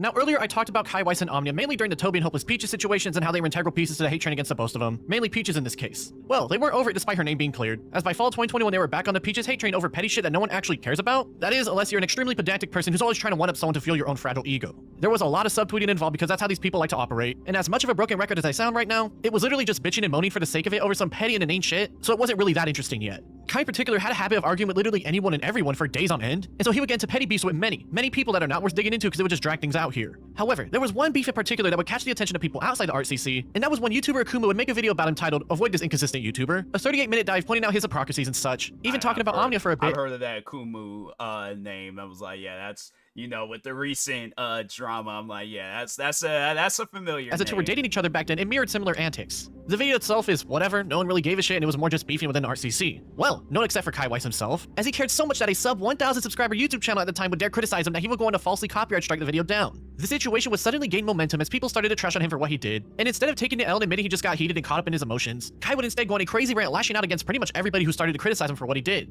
It was really interesting watching back in the day because he was just blatantly admitting to abusing the copyright strike system against someone he didn't like, and the best part is that he really thought to himself that talking with a big confident ego would get him out of it, but instead, it would only lead more ice to the situation. Omnia would even start to defend him, but it made sense because they were dating, so it wasn't really that much to think about. Kai would even go on to straight up admit in a very piss-poor apology video that he struck down Akumu's video literally because he didn't like him, again further showing just how deranged he is. A lot of claims have come around, like, with people saying that I did this out of malintent. I didn't do this out of malintent. I just don't like Akumu. I'm not going to be nice about it when I say that I struck down his video. Kai would even get into an argument on a live stream with perhaps the most malicious former commentary creator ever in John Swan, in which he only cemented further just how deranged his argumentative nature was like. After all this went down, he would start to crash out on the timeline and suicide bait on Twitter to try and get some pity towards his way, and ironically enough, this is something that he went after Peaches for in the past, showing just how much of an emotional asshole and hypocrite he was. The crash out would continue on, and Kai would eventually delete his channel and Twitter account, but not before making a new account on the site for people to follow him at and hyping up Omnia some more like any boyfriend would tend to do with the person they're dating. Now, Kai wasn't over with his Twitter adventures on his new account, however, as he would continue to tweet day after day after day, starting shit with pretty much anybody he felt like, showing that this dude would not shut the fuck up and continue to get himself into trouble and antagonize others because he can't help it. He even inspect elemented a tweet someone else made about him, making it seem as if they were racist by saying the N-word when it was actually him just lying about him, showing he was already back on his malicious streak of making anyone look bad simply because he's a piece of shit.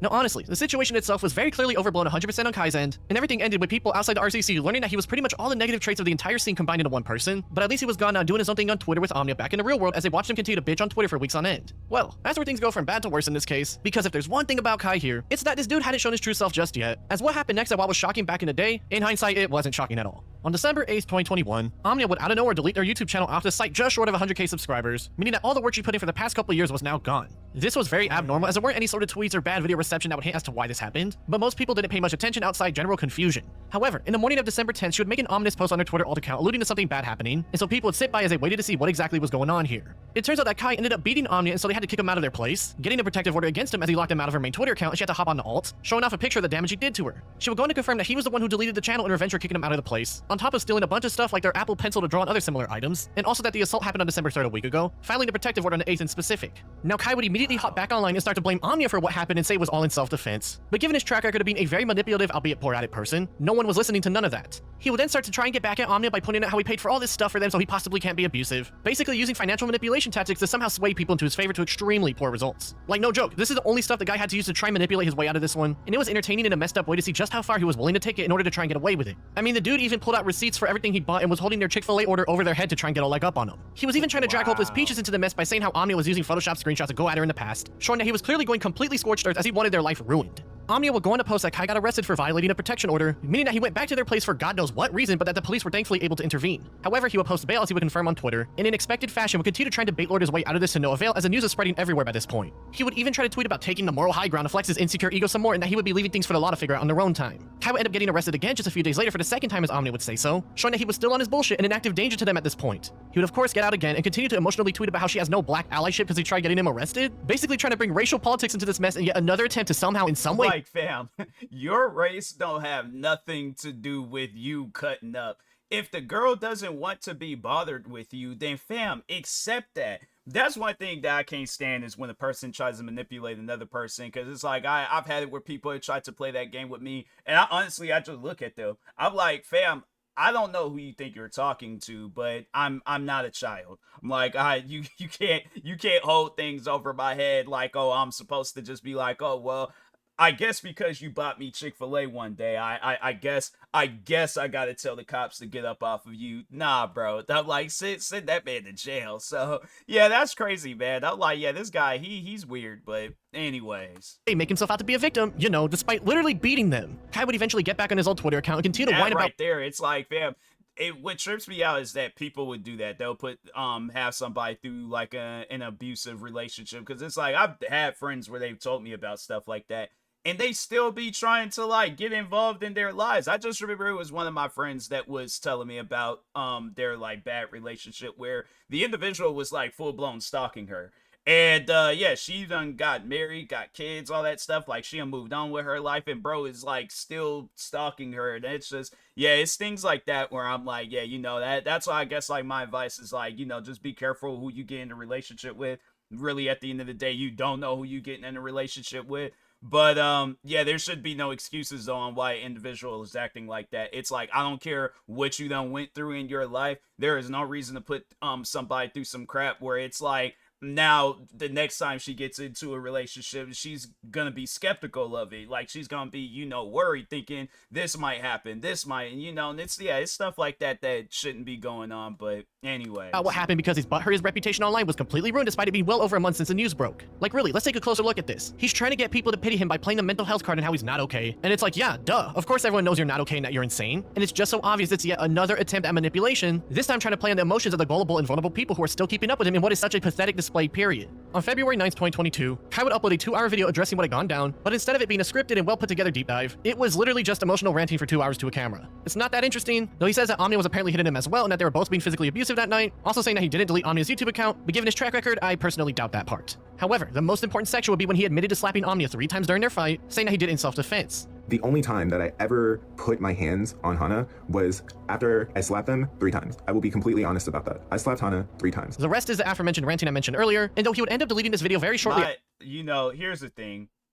Unless this girl is like, she's like some like well-trained Golden Glove UFC boxer / UFC fighter, like she's a black belt in every single mixed martial arts that's known to, or martial arts that's known to just the world and stuff, like even them like secret ones where you gotta like travel up to a mountain and learn it from some monks. My thing is this: if she's not doing all of that, okay, there's no reason to slap her 3 times. I'm like, and that's one thing where it's, you know, like there's just guys out there where they're like, hey, it's like because she put hands on me, then I'm allowed to, you know, pretty much just go off on her and things like, oh, she flicks me, that I'm allowed to just give her a haymaker punch and stuff. It don't work like that. It doesn't. I'm not saying that you gotta flick her back or you gotta like get even and all that stuff, fam. I guarantee and I promise you, she ain't did. Honestly, she ain't did no damage to you. She's the one having to call the cops and overall, like, you know, get them on you and stuff. So yeah, it's one of those things where I'm like, yeah, you know, people, they have like an odd way of trying, I guess, to get themselves out of domestic abuse and domestic violence and all that stuff. The thing is this, like, at least for me, I've heard so many different stories to where it's like, yeah, when a person says some stuff like that and you look at the evidence they provide and then you look at the evidence the other person provides, it's like, really, at the end of the day, it's like, how did you think this was going to fall in your favor? So yeah, that's one thing where it's like, you know, about like, just don't do it, you know, just don't do it. Yeah, if you guys is getting into an argument, she slaps you, leave. It's like, or hit you, punch you, whatever. My thing is this: defend yourself if she's trying to like end your life or something. Like, yeah, she done pulled a weapon out on you and she's like saying, I'm going to end your life. Then yeah, you got that God-given right to do any and everything's in your power to defend yourself.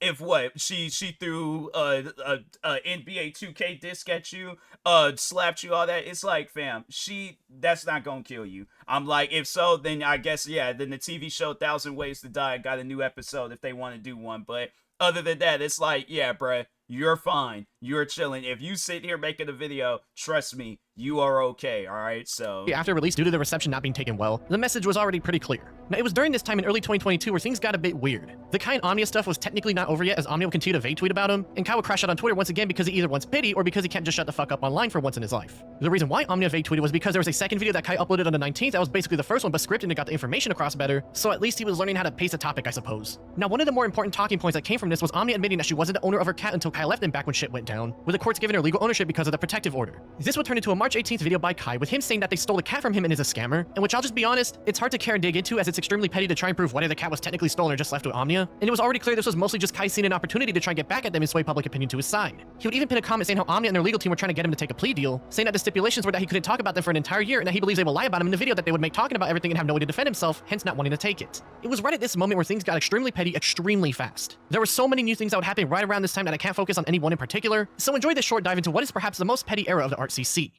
Kai would make a video in June that year about art-centric YouTuber Thuman and how she sucks or whatever, but the best part of it is him going over the current court case he has going on with Omnia and rebuting a lot of it, clearly trying to build a narrative that they're trying to screw him over. Despite it being very obvious what he was trying to do here, some people start to forgive him for what he did, because if there's one thing the RCC is known for, it's how easy it is to manipulate people to forgiveness by preying on their sense of humility and understanding. Even Akumu seemed to be a little chill with him now, so clearly what he was doing was working as he tried to rehabilitate his online image. In July, Omnia would get exposed for tracing artwork. Given how that's a big no-no in artist communities, Kai would jump in on this to clown on them because he's petty as shit. Where things get fun is that wait, you can't trace artwork? Dang, I was gonna do that. I was over here thinking at some point in this video, I was all like, you know, that'd be a good idea. Get like a cool looking picture and then try. I'm gonna do it anyways. I'm like, man, I don't care if it's a big no. I'm like, bro, I suck at trying to draw things from memory or trying to like look into. Yeah, man, if I'm gonna sketch something, I'm gonna sketch something. You're gonna tell me how to do art and stuff. And I'm like, look, my thing is this.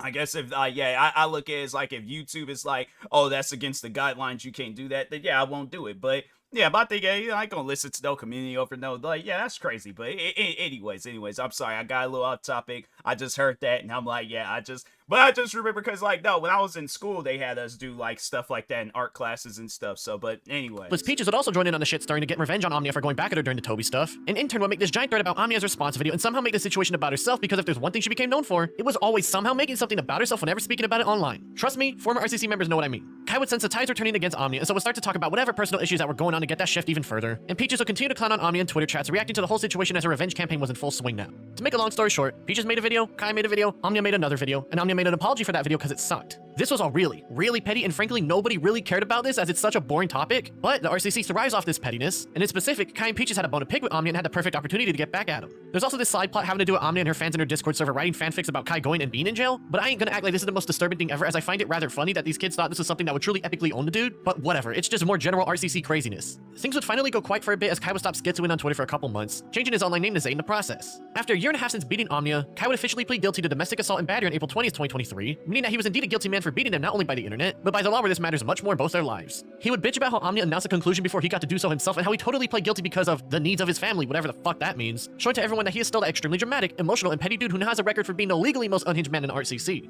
Now, Omnia's apology video came out in August 2022, and Kai obviously got convicted in April 2023 as we just saw. However, there was a very notable event that happened before all this that led to perhaps the most deranged person in RCC history to finally hit mainstream levels. You see, after the Creepshow art cancellation was officially over in February 2022, the RCC was in shambles as its members didn't know whose Discord server to join or Twitter page to follow. One of those people is Hopeless Peaches. In turn, she would find herself joining a place called the Senate, a Discord server run by someone named Lao Convoy. Lao here also has this thing going on where he would adopt women online, and so in March 2022, Peaches ended up becoming his fourth daughter as they became close to one another and ushered in a new era of the RCC. Now, as you'll have seen in my video on Lao, the dude is an extremely deranged person who has doxed to many people, including children, but he also had pull in that niche corner of the internet either because people were scared of him, were too young or mentally ill to realize he was crazy, or they saw him. I had a Lyle Convoy reaction video up, but there was what was the name of that person? I think it was like VK or VQuay or something like that. But no, overall though, they were talking about like how Lyle was. So I think the person had issues with obviously a person that did. I ain't gonna get into details on what it was. I mean, if you guys want to go watch the video, you can. But overall though, it was like somebody that did some very traumatic things to them.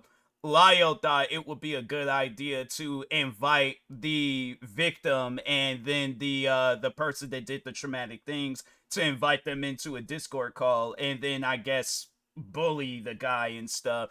And I was like, yeah, after watching that video, I was like, nah. I took down that Lyle Convoy video, unsubscribed from him. I'm like, nah, bro, that's not normal. I'm like, that is not normal at all. So yeah, you know, you got people out there where it's like they just do some old weird stuff, but anyway. Him as a useful weapon. As he and Peaches grew closer to one another, they would both start to grow in this new era of the RCC, such as working together and exposing Cody Lovely for wanting to fuck Zoofowl and pedo hypnotist Sappho, and Spoctor Tech for having an old flash drive with NSFW images of a girl when he had a fling with her when she was 13 and he was 16 before tossing it down the toilet at 18. It was mainly these two stories in question that helped grow their power and influence in the revamped RCC, and if there's anyone here who was reveling in it after being beaten down years prior, it was Hopeless Peaches. Now this power revelation actually happened in the very early portions of the Spoctor situation, as in fall 2022, Peaches started to go after the guy because he said mean things about her in a video he made on her during her drama from around 2 years ago to that point. I kid you not, it was this petty. And instead of just letting it go, she wanted revenge on him just like how she got on Creepshow Art and Omnia. Of course, she would get that revenge as she and Lau would find that crazy dirt and use it to bury him months later in April 2023, showing that she was well enjoying this newfound power that she had. Now, it wasn't just Spoctor she was getting her revenge on. As remember Camila Cuevas and that whole spat she had with her back when her drama was going on? Well, she would end up making a video on her in December 2022 exposing her for having a pedo in her Discord server and knowing about it. She was absolutely running down everyone in her path on her revenge tour, and it was none other than Lau Convoy who was by her side throughout pretty much all this stuff, because like I mentioned earlier, people feared this dude because he was a known doxer. So, it comes to no surprise that he was seen trying to get the address of the pedo in question, and in fact had already actually called his number. Why is it nobody can find your address? Because I'm technically homeless. Technically homeless. What does that mean exactly? It means I It's live like, on. why are you worried about my address in the first? That's one thing about that, like community and stuff, is that they are like so into your personal life, and I'm like, fam, my personal life ain't got nothing to do with you. You know, it's like that's the thing. I'm not trying to hear no excuses, no nothing. I'm like, my personal life ain't got nothing to do with you, except that. Like, I just find that so weird, man. In friends' houses. Friend do you live with here? I'm not telling you that. It's fine, because I heard you got a phone call a little while ago, right? I got several. Huh? Who do you think the first one's from? Voice is very familiar.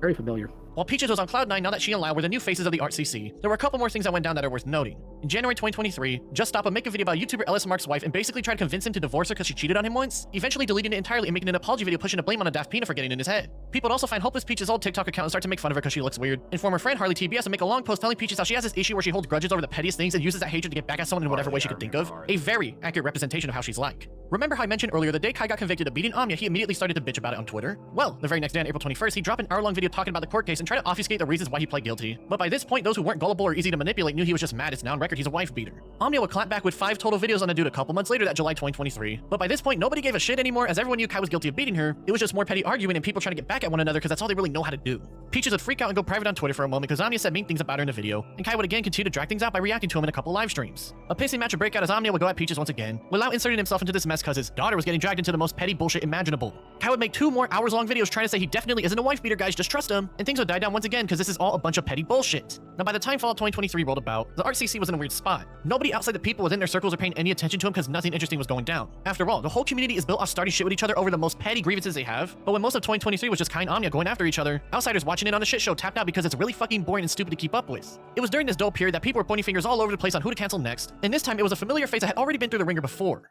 Now, by the time Fall 2023 rolled around, Hopeless Peach's reputation in the ArtCC had become one of annoyance, and it became a common occurrence that whenever she faced even a little bit of backlash, she would start to go on mass rants on social media about her mental health and suicide bait to make people feel bad for her, still bringing up her initial cancellation despite it being 3 years ago since it happened. People were getting fed up with this act, and so in October that year, she would have multiple crash outs despite no reason for her to be acting like this as her public reputation shifted ever so slightly against her favor. Kai would sense blood in the water and release a 2-hour video under his new channel Zig titled Hopeless Peaches Leave Me Alone, with majority of the runtime just him bitching into the mic about how Peaches sucks. It's not an interesting video at all, but what was interesting was the commenters starting to agree with Kai about how Peaches is constantly being coddled in the community, showing that this shift is starting to grow in this ever-perplexing enigma that is the ArtCC. Now, meanwhile, on Lyo's end, on December 10th, the Senate would announce he was not doing any more predator hunting and that they're slowing down that kind of activity in the server. It seemed that this was the end of an era and that it was time to move on once and for all, but things would take a sudden turn in the public eye the very next day after this post. On December 11th of that very next day, a Twitter user would make a call-out post about a mutual of theirs named Miles who was apparently grooming and assaulted over 15 people. However, Peaches would insert herself into the situation, telling them to take the document down because they don't know what they're doing because they're a minor, while also trying to take control of these allegations herself in the process. The user wouldn't let up because that's some pretty unhinged behavior, and Peaches would respond saying how she's their senior and that they're rude and disrespectful and such, basically trying to bully this person into following their demands. This would all leak out to the public for people to see, and so Peaches would start to bait her life on the timeline again as she had gotten a reputation for doing so by this point in time. Soon after this happened, people found out that both Peaches and Lyle entered a Discord server where they were trying to contact Miles, with Lyle himself asking if someone had his IRL info after being informed that he was gone. This man is 38 years old. Like, I never knew, like, his actual age. Like, I knew he was in his 30s. Dang, that's crazy. That is some wild stuff. Like, nah, bro, if I'm 38 and I'm cutting up like that on the internet, somebody better check on me. That is crazy. And the crazy thing about it is, like, this has to be like an old screenshot. So this is probably from some time. So he might even just be in his 40s right now. Nah, man, that's some crazy stuff. That is some crazy, crazy, crazy stuff to be carrying on like that. Nah. I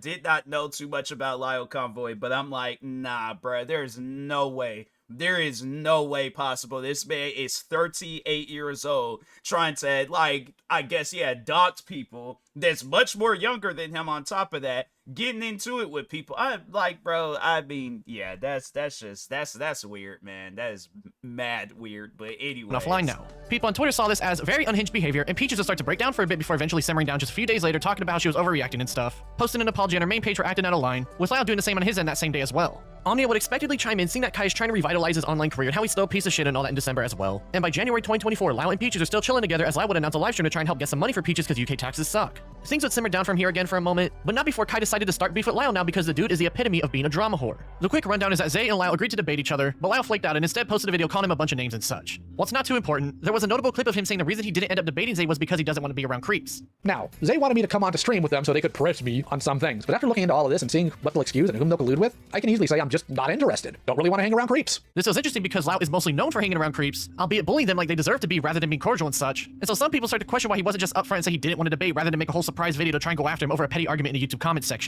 Kai would continue to talk trash about Omnia and Peaches, this time about how they found out Peaches was dating someone named Toasty Vanilla at one point in time and made this drawing of their characters together during this time period. Omnia complained about Kai dragging her name into this mess yet again, given it was just a drawing of the two of them and nothing more, and would then go on this giant tirade about how she wants to make videos on Peaches again, seeing how the public was very clearly shifting their opinion on her, clearly just taking advantage of public favor to get back. I think I remember this name now. Cause I was thinking, I'm like, I feel like I've seen this name, this Omnia name. So I think they also had got into it with just the robot at one point in time. Cause this was a name that I did see.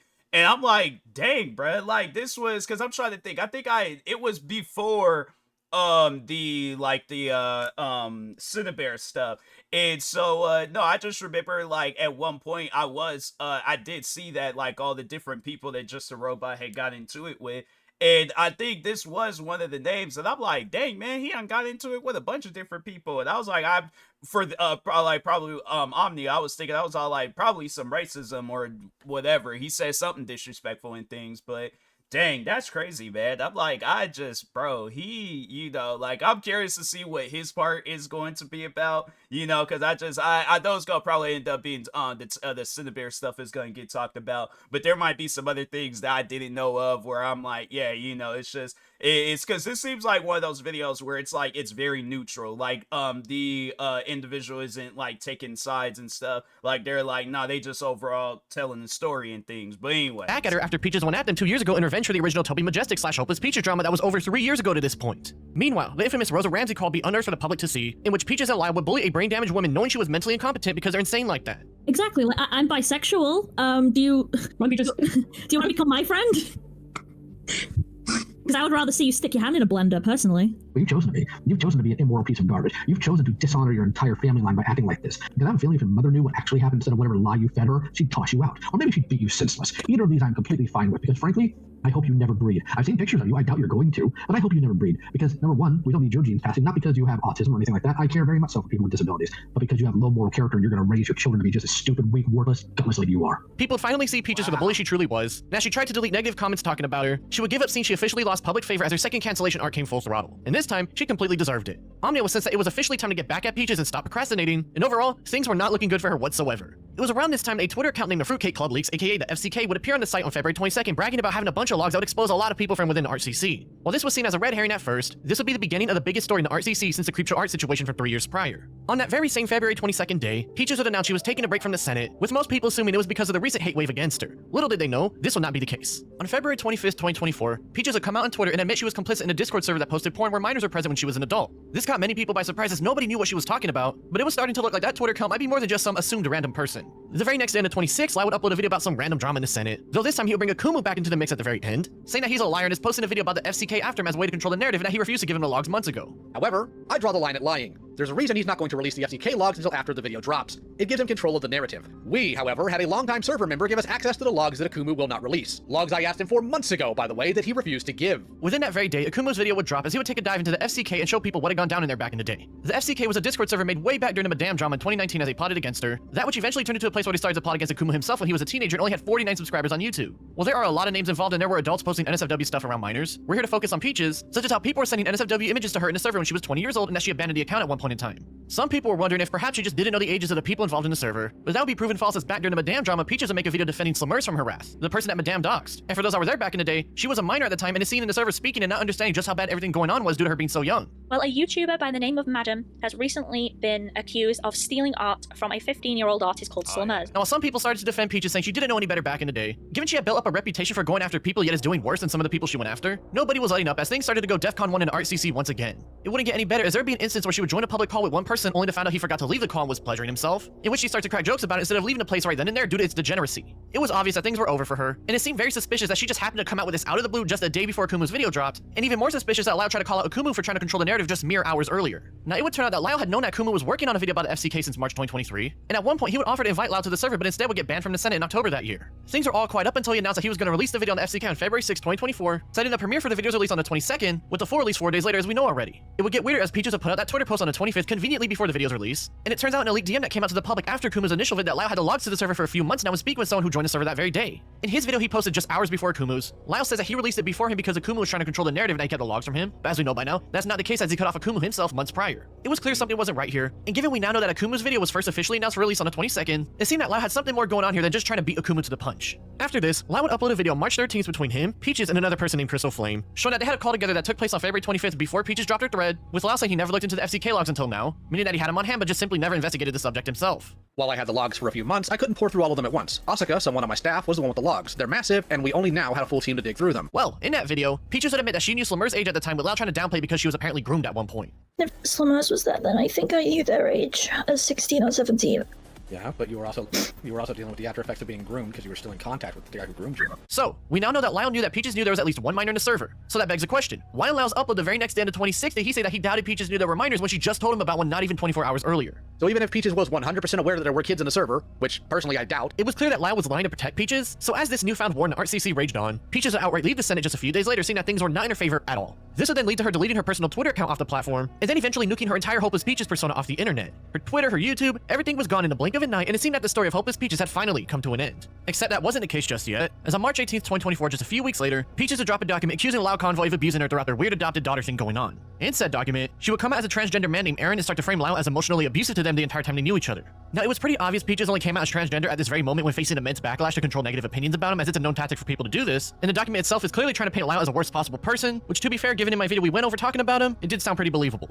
Now, as Lau was working on his response video to everything, Omnia would make 2 videos reacting to the Rosa Ramsey calls and gloating about their downfalls because of their bone to pick with Peaches. Kai would also talk about everything going on because that's to be expected from him, and overall, while the document did paint Lau in a worse light given by this point it seemed the RCC finally realized he's fucking insane, things would continue to build on as time progressed. After seeing that the gullible and manipulatable members of the RCC were starting to view them in a softer light, Peaches would have their friend Hidden Heroin drop a donation link on Discord for people to give them money for commissions or out of the kindness of their heart. The new online name they were going by now was Rebel Raccoon, and it just so happened that Peaches would be seen commenting on a video Akumu made about the situation talking shit about Lau and the RCC because they know if people knew it was them, they'd get trashed on. Eventually, people put 2 and 2 together pretty quickly, and so Peaches would change the name of the account to Carmackery after getting caught, only for people to find a comment from over a month ago on a Kai video talking in the third person about themselves and Lau to sway public opinion, giving everyone a nice callback to how Creepshow Art would do the same exact thing on lolcod.fire before her whole exposure went down. Now, Lau would drop a response video about everything going on in his world on April 26th, and once he got to the Peaches stuff, that's where things would get interesting here. You see, even though it was obvious Peaches only made the document on Lau because the jig was up and they were trying to somehow push everything onto him, it was still pretty believable that he was emotionally abusing them throughout their weird relationship going on. Except, Lau would go on to show how Peaches was actually emotionally abusing him instead, and given the evidence is right there on screen, well, it's not surprising they were like this given how catty and bitchy they are. It's still a bit shocking given they make themselves out to be this innocent victim at every corner of the internet only to be deranged themselves. In fact, Peaches in particular have been suicide baiting Lau for so long they would do so over a game of Among Us, showing that they're on their own level of deranged that despite trying to frame Lau as abusive towards them, it seems that she used this special position of being his daughter to take advantage of him on her own degrees of insanity. After seeing that public favor was officially gone once again, Peaches would delete the Google document they made on Lau and tuck their tails they dipped away from the internet and ran off for the final time. There are also some other people that dipped out from the FCK leaks as well, such as that aforementioned Toasty Vanilla person and someone named Doodletones, in which I ain't even gonna try to get into that story right now. They're their own entire thing going on that is not worth the headache to dig through at this moment. It's safe to assume that Creepshow Art was out there feeling a mass sense of shouting fraud, seeing one of their biggest ops get smoked on the timeline, and it was at this moment that the RCC fell apart for the final time. There was no way in hell the community would survive this, and this time the members had no direct Discord server to join or internet personality to follow, as those who were covering the news were a lot edgier and not overly sensitive people or pedantic like the RCC have been for the past 4.5 years. Even to this day, while it's obvious that some members moved on to these more edgier personalities and got wrapped up in their communities, those people aren't RCC related and haven't fallen into the same trappings that made the RCC the petty and cancerous place that it was. As leaks from a Discord that Peaches made called KFC would come out showing her back in March plotting against Lau, and a former friend coming out and dropping that Peaches isn't trans anymore only 3 months later, a news story featuring a familiar yet new face to this video will come about, because if there's one thing about this community, or what's rather left of it, is that they always love to get themselves into stupid drama for no reason at all.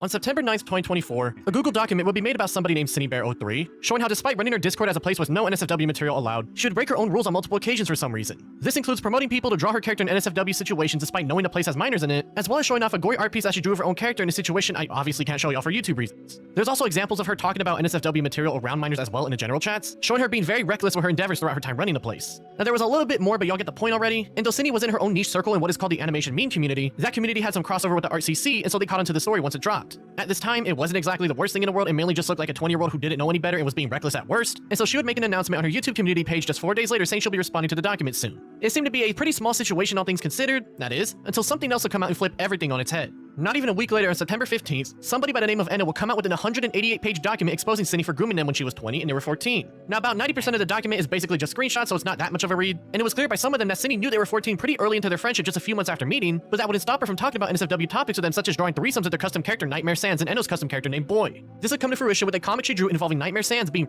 by multiple drawings of Boy that she sent to the minor, showing here that she was officially cooked. The very day this news dropped, Cindy would make a video admitting she was a groomer and that she'd be dipping from the internet from that point onwards, ending this short saga in less than a week. Yeah, she, like, that was the thing where it was like, she did an apology video, and she should have just left it at that.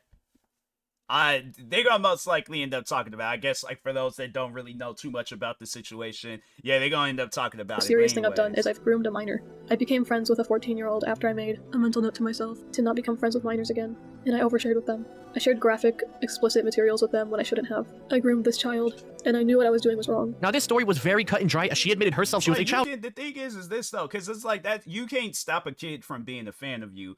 You just gotta be a responsible person around them. You can't be doing those silly things or no stuff that's going to, overall, it could land you in prison. Like, you know, like, land you in prison or, like, I guess, like, not as bad as that, but yeah, getting canceled on the internet and stuff. Like, if you trying to have, like, a good image and you trying to maintain that good image, yeah, you can't be doing no stuff like this. Like, you can't be doing no stuff like Cinnaberry. And then, so I know people will probably ask me, and that's not even, my thing is this. If you gotta ask me, like, oh, how can I communicate with a minor? How can I? If you gotta ask that question, it's probably best you just leave the content creating stuff alone to somebody else, and, you know, just don't fool around with that sphere. You know, it shouldn't take me to tell you how to talk with a minor. You should know how to talk with a minor. But if you're gonna be saying some inappropriate things, just leave the internet stuff alone. But anyways. Groomer, and so people would move on with another victory in their pockets. However, there was one person in particular who didn't like what was going down, and so this person would insert themselves into the situation and open up the biggest can of worms in his entire career. On October 8th, just a few weeks later, YouTuber Just a Robot, aka Jar, would drop a video defending Cindy from the allegations, and when I tell you this video is awful, I truly mean it. It is one of the worst defense videos I've ever seen in my time online. For example, yeah, I know, like, because I didn't see the video. Like, I still haven't seen the video. But I just seen previous videos of Just a Robot, and I know, like, okay, I know it ain't gonna be all that good and stuff, but I guess, like, it's good to laugh at, but it ain't gonna be good, like, you know, we all gonna stand up and get the clapping for it and stuff. But anyways, but yeah, I just remember when he, like, so he started getting canceled for it, and then people were, because, like, me and Just a Robot, like, we've been going at it for like 9 years now.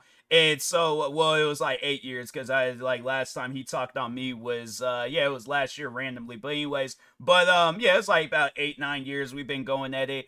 And, no, I just, remember when, after he had uploaded that video, then people were, canceling him and calling him out for it, that they started coming to me and being like, hey, you know, Just a Robot, he's getting canceled right now.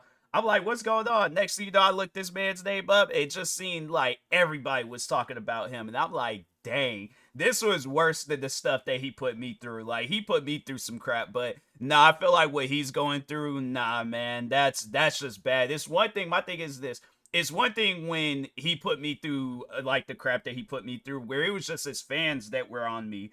But with him, though, it's like, bruh, you have a portion of the internet after you, bruh. Like, you can't escape that. But anyway. One of his defenses for Cindy is that she mostly sent softcore NSFW images instead of hardcore, as if that somehow makes things better. And that because she sent the hardcore comic blurred in some parts, that she's somehow a better person because of that. But what about the inappropriate pictures, like her sitting on a pile of sand corpses while hugging Boy? Is hugging porn now or something? There's also pictures of her in Boy and Bunny outfits. Woo, so scandalous. None of this stuff is actually hardcore corn. It's just softcore corn. This kept on escalating until Cindy, she sent the same not safe for work essaying comic to this minor and requested this minor to draw even more. That's the thing about this was that, so he tried saying that the reason why we'd seen the video, like, on his channel on, like, how it was because it was, I think it was not a Kumo or Kumu or whatever, but it was of another person named Kumo.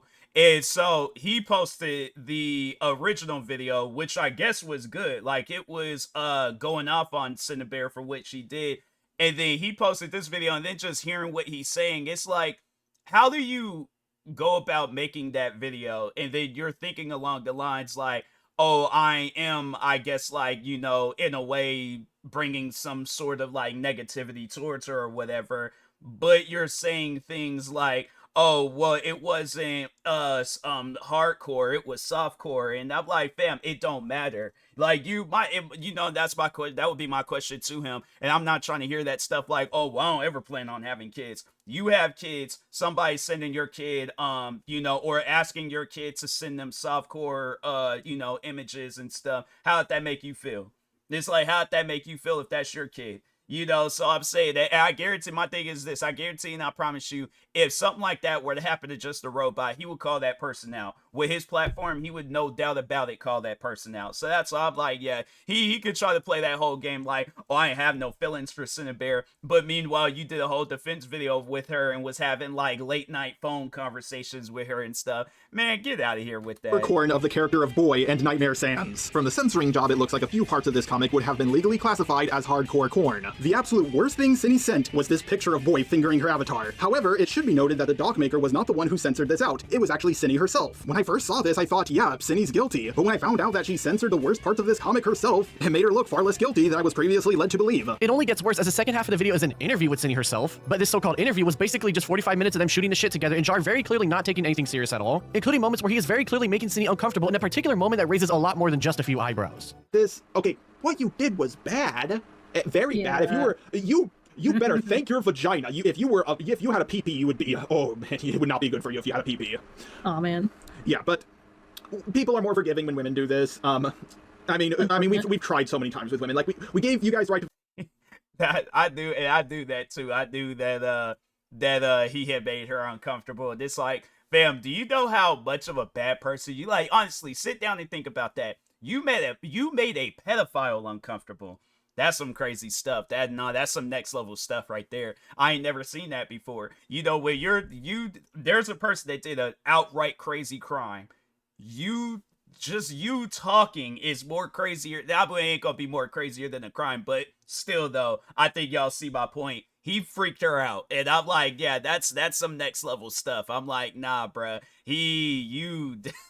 That's why I just remember the time where he wanted to have a conversation with me on Discord, and I was like, no, I don't want to have no conversations with you. And that happened like years ago. I think that was back in 2021 or 2023, whichever, between them years. But yeah, I was like, I don't have nothing to say to you. If you want to apologize to me, cool. But if not, then it's like, then there doesn't need a conversation doesn't need to happen between us. So anyways. About 10 years later, Great Depression. Coincidence? I think not. God.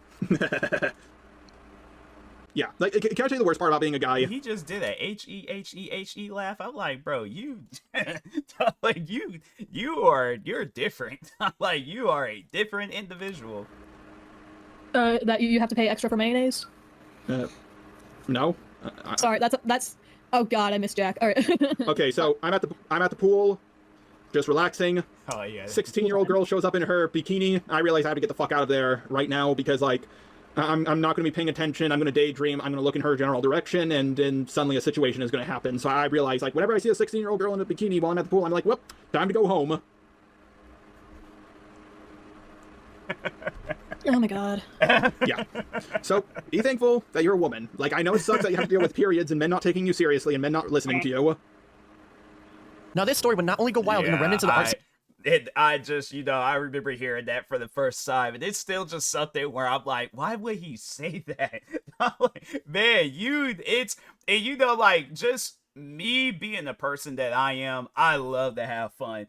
If my thing is this, if I'm that girl's dad and I know of his situation, I'm telling you right now, I am going to troll him. I'm going to look at my daughter and just be all like, hey, follow my lead. I'm like, hey, what are you looking at? What are you? It's just because to me, it's like, if I know if I do that, he's going to get the panic. And it's just, if you know what he's about, then it's like, yeah, it's like, all right, no, he's just going to start flipping out. He's going to be looking like, no, I wasn't doing anything. And so that's why I'm like, yeah, it's stuff like that where I'm like, yeah, if you know somebody like that, yeah, you gotta have fun with this situation. I know people will probably be all like, oh, that's such a bad thing to do. This is just a robot that we're talking about. I can care less if people will be like, oh, I'm offended by what you said about just a robot. I'm like, yeah, look his name up. Look at all the offensive things he has said throughout his time. That's why I'm like, people, they try getting on me about stuff I didn't said about him or about people in his fan base. I do not care, because I'm like, I feel like for the longest, I've always held back and not have said what I really wanted to say. But yeah, I'm like, I'm at a point in time now where I'm like, man, I can care less. So CC, as Jar's sheer ineptitude was that astounding to see, it would also make its way to the wider and more general commentary community scene, more specifically, the streamer Chud Logic. Now, Chud's side of the internet is nowhere close to the ArtCC. He's abrasive, loud, says retard and a whole lot of slurs online, something that the more liberal ArtCC circles absolutely despise. And worst of all, he's British. He would find himself watching Jar's response as he had already covered the Cindy story prior, and in turn would lambast it for being as awful as it was. In a move that I don't understand even to this very day, Cindy Bear 03 would think to herself, man, you know what? The only guy who is relevant and has over 200,000 subscribers who tried to defend me is not getting the response I expected, and will leak all their DMs together while Chud Logic was live on the air. This utter betrayal would open things up far more than anyone ever expected, as it would turn out from the very beginning Jar was already biased towards Cindy by creating a false narrative in his head that she was somehow set up the moment he met her, and in fact would even start to flirt with her by sending a message saying, wanna see my cock, only to then post an image of a chicken. He would continue this flirting by replying to a picture of a cat saying nice pussy, and at the very end would notably mention how he planned to send his response video to Chud Logic himself in order to use his influence to pick of a cat saying nice. Did he say? Yeah, that was 2024, so he was already in a relationship, and I'm like, to Just the Robot's girlfriend, this is what your I don't know if they're still in a relationship, but this is what your boyfriend is sending to women, even if it is a joke. And he's like, oh, I talk to everybody like this. Why? How my thing is, you gotta really sit down and ask yourself that question. How is there any proper defense for that? You know, and my thing is this, it is going to get to a point where talking to Just a Robot's girlfriend, he is going to cheat on you. He is. That's something where I'm like, I ain't trying to like get that in your head, but I just feel like that it's just, you know, stating the obvious. If he's sending stuff like this to people, what else is he gonna send to people? So that's, I'm like, yeah, I'm like, to whoever his girlfriend is, I highly doubt she's sitting down watching my video, and if she is, she ain't made it this far. But if she did, let's just say she did see this video and she did make it this far, is this somebody that you see yourself like, you know, you're introducing your parents to him and stuff, or it's like, yeah, you're overall introducing him to the family and things, parents, siblings, everybody, cousins, aunts, uncles, you know, the family dog and cat and stuff. Like, do you see, I guarantee and I promise you, if she got a like a family dog, that dog's gonna growl at Just a Robot. Like, he gives off that vibe where it's like, nah, you can't be welcomed in this house, bro. It's like, I feel like they'll get some sage, start spreading it around. He's like grabbing his throat, like choking and stuff. Then start reading the Bible. It's like he starts like, you know, steaming up in things, and it's like, yeah, bro, this man's a demon. Like, we can't have him up in this house. But anyway, nice pussy. And at the very end would notably mention how he planned to send his response video to Chud Logic himself in order to use his influence and audience to try and sway public perception, not because he thought he just might like it for content as a fan. The dude even had Cindy draw the thumbnail for his video and had a Discord sleepy time call talking to her on the phone to help go to sleep, and it was all too obvious this guy was clearly not taking any of this seriously and had huge bias to the people looking into it so far. Chud Logic would then get Jar into a stream to interview him about what the hell was going on, in which we also learned that Jar didn't even go through the entire documents made on Cindy, he just saw small parts and called it a day. However, while the situation so far has been mostly about him screwing up the story, the way Jar answers general questions and acts throughout is far more interesting, so let me show you some of the highlights. Did you look at the messages between Cindy Bear and Eno in full? Admittedly, no. I skimmed through a lot. I hold all the keys. I hold all the cards. And I have another thing to put to you. Now, before I do that, is there anything that you wish to admit to me before I do this? I'm trying to think here. Didn't expect you to ask that. Admit. Well, in past videos, I've said very sus stuff that people have taken the very wrong way, and I have been friends with people who've gotten exposed and, you know, cut them off. Okay. There's a lot I've done, and I just ask, what is it, and just ask what it is, because you know what? Maybe there is something, and I just want to rip the Band-Aid off. Mr. Robots, your logs with Cindy Bear were leaked to me an hour ago. Oh, okay. I have no romantic interest. I'm very friendly with the way I talk. I can show the logs I've had with other people if they'll give me permission, but I'm very friendly. I have a girlfriend. I have no sexual interest in Cindy at all. But you okay, let's say that. Go on. No, actually, I want to take no. Okay. Maybe I do have sexual interest in Cindy. I mean, I'm a straight guy, come on. So I'm going to walk back on that, but I have a girlfriend. It's like, bro, what? My thing is this, all right? I'm like, it just a Robot's girlfriend. This is who you agreed to being in a relationship with. This is who you said, yeah, sure, let's see how this goes. This is how it's going. Do you see yourself continuing any further? Like, I'm saying, like, you are at a red light. You realize that you still have time to bust a U-turn and go back. do you still want to proceed forward? Like, that's what I would like to know. Like, man, I don't know how it would be possible to get in contact with just the robot's girlfriend, but I'm like, if she does ever watch this video, fam, I promise you, I would not leak out your name. I would not leak out your information. I won't leak it. You could create a whole new account and just let me know of the business between you and just a robot. But I'm like, is this a real relationship? Like, honestly, is this a real relationship, or is this like some like a membership? Like, there's, I feel like, hey, like, now let me just describe this real quick. There's a relationship where it's like, yeah, the traditional boyfriend, girlfriend, then eventually, you know, marriage, husband, wife, all that stuff. But then you got the membership where it's like he's doing things for you, all you just gotta do is pretend to be his girlfriend. I like, fam, I really feel like that might be the case, because there is no way possible that this woman seen this oversized Lord Farquaad lookalike and said, yes, I'm going to get into a relationship with this guy. There is no way possible. I refuse to believe it. Okay, so I'm gonna have to see something, because that, nah, I'm like, I don't believe it. But anyways, I'm not, what part of the logs would you like to go over with me? And then you send a picture of a chicken, of a rooster, of some sort. That's my humor. Okay. Do you think it's appropriate to joke about sending a picture of your penis to someone who you're interviewing who's accused of grooming an individual? Absolutely not. So why did you do it? It's just my humor. It's just what I do. I'm not the most. So my thing is this: do you think Dr. Phil? You think he sends explicit jokes or whatever to people that go onto his show? I'm trying to think of some other. Do you think that Chris Hansen guy? Do you think he was sending inappropriate jokes to the pedophiles that was on that show? I'm trying to think of some other situations and stuff. What about because I think there are some episodes.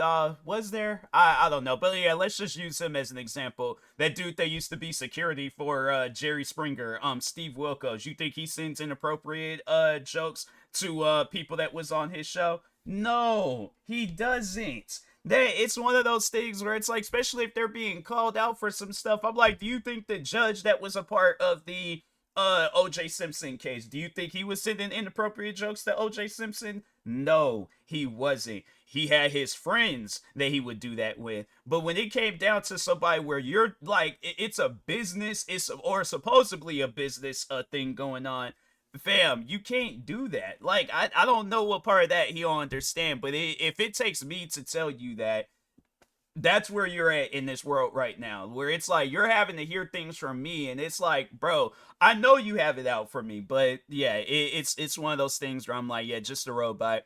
He's a lost cause. I'm like, if this man wanted help, he would have got help like in his teenage years. But it's like he ain't gonna wait until he's like 30 something years old, and then all of a sudden now I want to get help. That's why I'm like, I don't believe in that. At least for him, I don't believe that he's trying to go out and seek therapy and get the help that he needs. I think what he's just going to try to do is just wait until the smoke clears. He's gonna go right back to the stuff that he's doing, because that's what he likes to do, is point fingers and say, oh, well, this person got canceled for some stuff, and they're still uploading videos to this day. So that's what I think what he's just trying to do. He's just trying to wait till the smoke clears, then he's gonna go right back to doing what he's been doing. So her fellow, and I've sent this same joke to so many other people. Yo, you're all good. You can finish it up tomorrow, in fact. Yeah. What a cute little pussy. Tell me when you guys are done with the clip. I think we heard it from your end, Jar. Oh, you did? Oh, you want to finish it? I mean, that's the whole clip. Oh, it is? Oh, it's there's more seconds. Yeah, I was talking about the cat. That again, same with the cock. That's just my sense of humor. I mean, this was eventually going to, like, I knew that the way I joked around would eventually catch up to me. This is why I can't hold down a job, to be honest. And yep, this is finally out there. No, I have never seen Cindy Bear's face, ever. I have... And that's why I'm like, you know, at my old job, yeah, we would joke around. We would crack jokes. We would say, I'm trying to think, like, we wouldn't say things that would be offensive to each other. You know, like, we always knew when we were joking around and stuff. So, but yeah, we would have, like, personal conversations and all that stuff. But it wasn't, like, uncomfortable personal. It was, like, personal to where it's like, I feel comfortable having this conversation with you and stuff. So yeah, it's one of those things where, you know, I just don't know what his thought process is like when he does go into the workplace. But if you are thinking along the lines like, oh, I could crack these types of jokes with people and they just have to accept it because it's my sense of humor.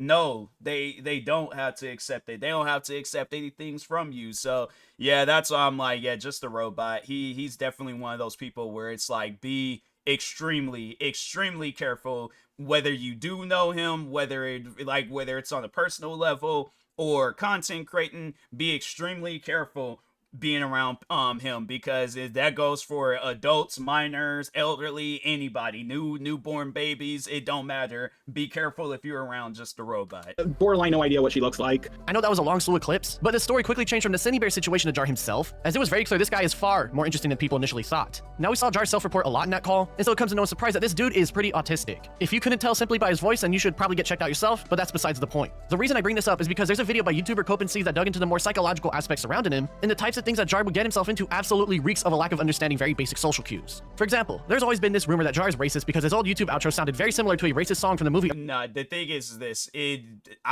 people see, they talk on this, they talk on that American History X clip that they always, but Just a Robot influenced his fans to go and say racist things to people. I have like multiple videos where I'm talking on how racist his fan. In fact, I actually have the one video that's still up where it's showing comments from his fans, and they left racist comments. Well, it was from that time frame, but it was like, I think it was like from 2016 to 2019. So yeah, it's like there's that. There's the one guy that I was talking about a little bit in 2020, where, and I do have a screenshot of that, where he goes, so there's this one of Just the Robots fans where he goes by Dat Orange Ninja, and he has 3 different accounts on me. The one account he does have privated, but the other 2 accounts I think is just, you know, up and just posting whatever. But I know for a fact he probably does have some racist things that said on the one account and stuff. Probably gonna delete it you know, when he sees this video or any other video where I've talked on it. But anyways, but no, I just remember the time where I had called him out for, like, you know, just always talking about me and stuff, and I'm like, fam, talk on something a little bit more interesting. And at the time being, this, when I had came across that Orange Ninja guy. So this, yeah, 2020, and it was at the time when the Breonna Taylor and George Floyd situation had happened. I told him, I'm like, that's a little bit more interesting. That's something that's going to capture people's attention. Talk on that. His words. I like, and I still have the screenshot. If anybody wants to see that screenshot, just let me know and I will post it. But anyways, he goes on to say, like, oh, I talked on George Floyd's situation, and I also talked on Breonna Taylor's, and I didn't care about her situation. I'm like, a woman that was wrongfully shot and killed, you didn't care about that? Okay. I'm like, yeah. So besides that, and then what else? Yeah, it's just throughout the years, it's like, you know, that's always been his narrative, where it's, you know, with just black people that do reaction videos, all that's all that they do, that's all that they're known for, they steal this and that, blah blah blah. So, but yeah, it's like the racism, it goes a lot deeper than some Avatar in an American History X clip. Like, if you guys actually did a deep dive on Just the Robot's racism, there was the one clip that got posted, I think it was maybe some months ago, where he was on a date with a black woman. And he was like, I think she asked him, like, what was his favorite type of trains? And he was all like, I don't know, what's your favorite basketball team and what's your favorite type of chicken? And I'm thinking to myself, why would you ask her a question? She's asking you a normal question, and then you gonna ask her a racist question. At least, so yeah, that's why I'm like, yeah, just the oh. And then there was one of my friends that said that he joined their Discord server and just was randomly saying the N-word. So that's why I'm like, people always want to talk on them 2 things, but I'm like, yeah, the racism goes deep with Just the Robot. American History X. My eyes have seen the glory of the cleansing of YouTube. My eyes have seen the glory of the trampling at the zoo. Now I want you to listen to how he responds after being asked about this. That is accurate. I heard the song growing up, Glory, Glory, Hallelujah. Then I watched the movie American History X while I was actually creating my channel, and I thought, when I heard that racist rendition of it, I thought, oh, I'm going to make my own rendition of this song. Like, it's a rendition of a rendition. And one of my friends, who's not my friend anymore, helped me come up with the lyrics. And yeah, that's where the song came from. By the way, highly recommend the movie American History X. My one problem is when the white nationalist guy is shooting, that gun had way too much ammo for a pistol. Not the racist. I've never sat down. I will one day watch that movie. But because I think I just remember it when they were it was the dude, I think, from Terminator 2. And I ain't gonna spoil the movie, but there is like a sad scene that involves him. And they was like, it was like one of the saddest scenes in like movie history and stuff. And I was like, yeah, that's how I had heard about that movie. So yeah, one day I will watch that movie. But I do know like the plot where it's about like this racist guy that gets up out of prison, and I think he's just trying to adapt to a normal life and not be racist and things. And so that right there, you know, you could have said like, oh yeah, it's like I didn't really enjoy the racism that was shown throughout the movie. He's talking about how much ammo a gun has. And the funny thing is, I remember there was a video that I think one of the first few times I had heard that, I just remember calling him out like, just a robot likes to talk on things that don't matter. Like it could be a group of people, just the robots in the middle of that group. They're all stranded on the island. They're like, man, how are we gonna get off this island? Well, maybe we could find some material that we can like build like rafts or something to you know, get us up off of this island. And it's like, well, how are we gonna find food? Just a robot out of nowhere is saying, I wonder what time it's going to become you know, dark outside. Like, or why is the sand a different color here, but then it's a different color there? I feel like they all just gonna look at him and just be like, okay, yeah, we knew something was wrong with him. You know, just the way that he walks, like he walks with his hands straight down. He don't swing his arms. We know something's off with this guy. We're not gonna listen to him, because if we do, we're all gonna die. Like, so yeah, if he was on that TV show Lost, that show would have ended after the first season. I'm like, nah, it's one of those things where it's like, yeah, if you get lost and you're with just a robot, you really gonna get lost. But anyways, that last part is what I want to point out here, as Jar has a habit of bringing up irrelevant talking points for some reason in his videos, and in this case, there's no way the guy's gun having too much ammo is relevant to the conversation at all, and this habit of bringing up irrelevant information will become important later on, just trust me. Now, a good chunk of the video is dedicated to the testimony of many general art community and former ArtCC YouTubers accusing him of being very creepy towards them, and they all just so happen to be women. As we heard earlier, Jar very clearly stated that he has troubles keeping a job because of saying creepy things to women, so it's definitely believable he did the same with them, but there's one story in particular that shines from the rest. At VidCon 2023, Jar, despite having a girlfriend according to himself, would try to raise up someone named Mally Malware so he can meet up and have drinks and possibly even go back to his room together. Mally would turn him down, and he would still try to meet up with her and even softly pressure her in a self-deprecating manner by saying how he would totally pull out a gun on her in what is the worst example of someone trying to raise someone up I think I've ever seen. Now obviously to us this reads as creepy, but to Jar he reads it as just being funny, because there was another situation that happened at VidCon that his former— How is that funny? My thing is this girl don't know you like that. And you talking about like, oh, don't, because yeah, he was all like, you were too scared to come in VC, now you have nowhere to run and I got a gun. Why would you say some stuff like that? Like, that's somewhere it's like, my thing is this, it's like, so do you think that he would have looked at it the same way if I would have said that to him? Where it's all like, I'm not like, nah, it's like, let's meet up somewhere, and don't be all like, oh, I don't want to meet up, and then I gotta like threaten you with a gun or something. Like, yeah, it's like, no, just so like, fam, I guarantee and I promise you he would call me out on it. He was like, oh, TMossBoss threatened my life. And so, yeah, that's why I'm like, bro, you can't look at everything as a joke from your end, and then so people are supposed to look at it the same way. Fam, people are going to have an issue with the things that you say. Like, you have to understand that. More interesting than this one, where he went up to fellow RCC YouTuber Ponder Sprocket and was being creepy towards her. And in fact, she even made a video talking about how creepy he was under anonymity for the sake of not wanting to start shit with him. Yeah, the version I've heard is you sort of approaching her and shaking her hand, telling her who you were, and then laughing manically while walking away. Okay, yeah, I get that. So what actually happened was, I sat down to eat some ice cream, and then I heard Ponder's voice, and I looked to my left, and I noticed, that person looks like Ponder, and then I read the name tag, and I was like, oh my god, this is Ponder. So I said, oh, are you Ponder Sprocket? She gave me a sticker. I shook her hand. I said, I'm also a YouTuber. And she says, oh, who? And I said, just a robot. She yelled out, oh my god. And I immediately let go of her hand. She says I squeezed it, but I distinctly remember letting go, like just letting go immediately because I didn't want it to linger. And then I walked away. And then when I got in— Wasn't it when he, because he's trying to make it seem like he squeezed her hand after she said, oh my god. But I thought it was, I think how everybody tells the story is that he squeezed her hand and leaned in and then said just a robot. And I like, why my question is why even approach her in the first place? You know, it's like, because I think it was well established that she didn't want to be bothered with him and stuff. So yeah, it's like, why even approach her in the first place? And I think he said something along the lines where it's all like, oh, she's a public figure and stuff, so therefore I think it was either with her or just overall with everybody involved. But it's like, still, it don't matter whether you're saying it with her, Mally Malware, or whoever. Oh, they're a public figure, so I have a right to approach them. Fam, if they don't want to be bothered with you, they don't want to be bothered with you. Point blank simple. Do not bother that individual.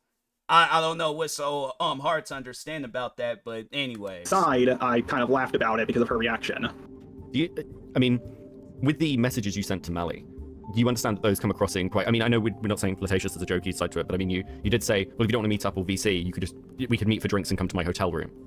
And then I said lol JK or something. Sure, but that's still a very aggressively sexual thing to say, right? Yes, I realize that.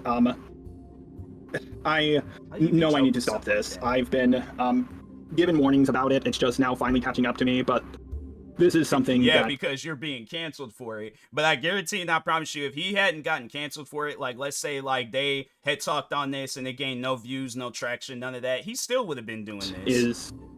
This is one of my biggest character flaws, and it's always been my style of humor, and I don't know how.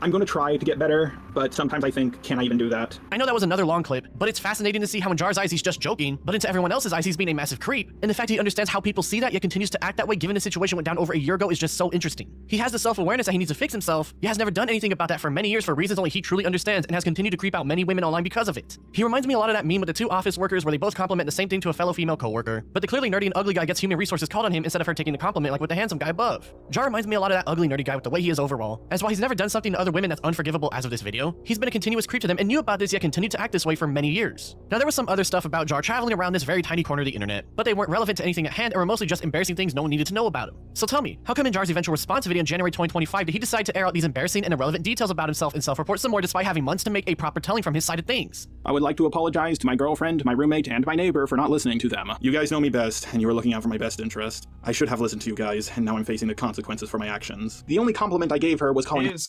apology video. It reminds me a lot. He used to have this editor that he had got caught up in some stuff. And his editor, when he apologized, it just seemed so acted out. Like, it didn't seem like he genuinely meant that. And maybe he did. Maybe it's just I misread. But I just feel like with Just a Robot, it's like if he hadn't got called out for that stuff, he still would have been doing the things that he was doing. Like, let's say if that Cinebear video would have gained like millions of views, everybody was a fan of him over that Cinebear video and stuff. And I guarantee and I promise you, he wouldn't have did no apology video if, like, let's say it was like reverse, like instead of him, like it was like a small corner of the internet saying that he did wrong, but then like the rest of the internet was saying that he did good. I guarantee and I promise you, he wouldn't have did no apology video. If anything, he would have talked on the people that disagreed with him, and he would have just reacted to it as every other way he's reacted to stuff when people have called him out on things. He wouldn't have cared. So her Mamacita. Here's the audio clip. Alright, Mamacita, I'll hit you up when I get home. I also have ship art of me and another YouTuber. It's Manga Common, who is a guy. It's Rule 63 versions of our avatars kissing in underwear. Now, the whole world pretty much knows what I jack off to. First of all, yeah, I always had a thing for Jade Animation's avatar. I've never kept that fact hidden. I even asked her out on a date at the end of my first Daft Pina video, and then she immediately uploaded a video saying that she was asexual. The response, it was like that Jade Animation situation. So I guess with that, like he asked a minor to draw inappropriate art of her and stuff, and I'm like, man, this guy is sick. And I'm like, I just thought it was like, I always paid attention to the stuff that he would say about me, but with the other things, I'm like, man, that's worse. That's much more worse than the crap that I went through with him. I'm like, I look at everybody else's situation and I'm like, fam, I just got the tip of the iceberg. It's like, meanwhile, everybody else, they really got to see Just a Robot's ugly side. So yeah, man, it's really unfortunate. Like I do feel bad for everybody that is involved with Just a Robot, just overall involved in this whole situation with the art commentary community. But yeah, it's like you just got people out there where it's like they can't act normal. They get on the internet and they want to act a certain way, and it's like, fam, act just like how you act if you're face to face with a person. But if it's something that's gonna get you in trouble, if it's something that's gonna, then it's like, bruh, then just leave it alone. Like, you don't need to be involved in content creating. But anyways. This is not a good one. It's a lot of him saying he's autistic and explaining that's why he did a bunch of weird stuff. And while I'm very sure people understand by now his autism is a lot more crippling than most people initially assumed, his response should have been him focusing on his wrongdoings in a small section explaining how his autism and mindset led to those wrongdoings rather than deflection. But it's out there, so it is what it is. After this entire shit show we just went through, I think the best way to sum everything up here would be with the following. Why? Because being a woman is the worst. It's like playing one of your video games without the stick of happiness. Do you mean the joystick? I can't believe they let that get past the censors.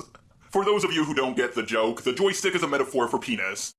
Now, there were a couple stories that I couldn't fit in here mainly because they were either secondary or tertiary in nature and weren't directly connected to the major workings of the art commentary community, or because the people involved were irrelevant and or their stories were simply stupid and boring. Given we finally made it to the last chapter of our journey, I figure it's best if we do a short Where Are They Now kind of segment on the major players throughout the RCC and what they've been up to in recent times. After her controversy, Madame would change her channel name to Princess Ash and eventually just Ash to try and get away from it all, but would end up getting terminated sometime in 2020 after this failed attempt. Recently, in March 2025, a YouTube channel named Smeower that was using an AI voice of hers would mysteriously disappear after YouTuber Tosify made a video covering Madame's antics. Was this Madame herself or someone just using her voice?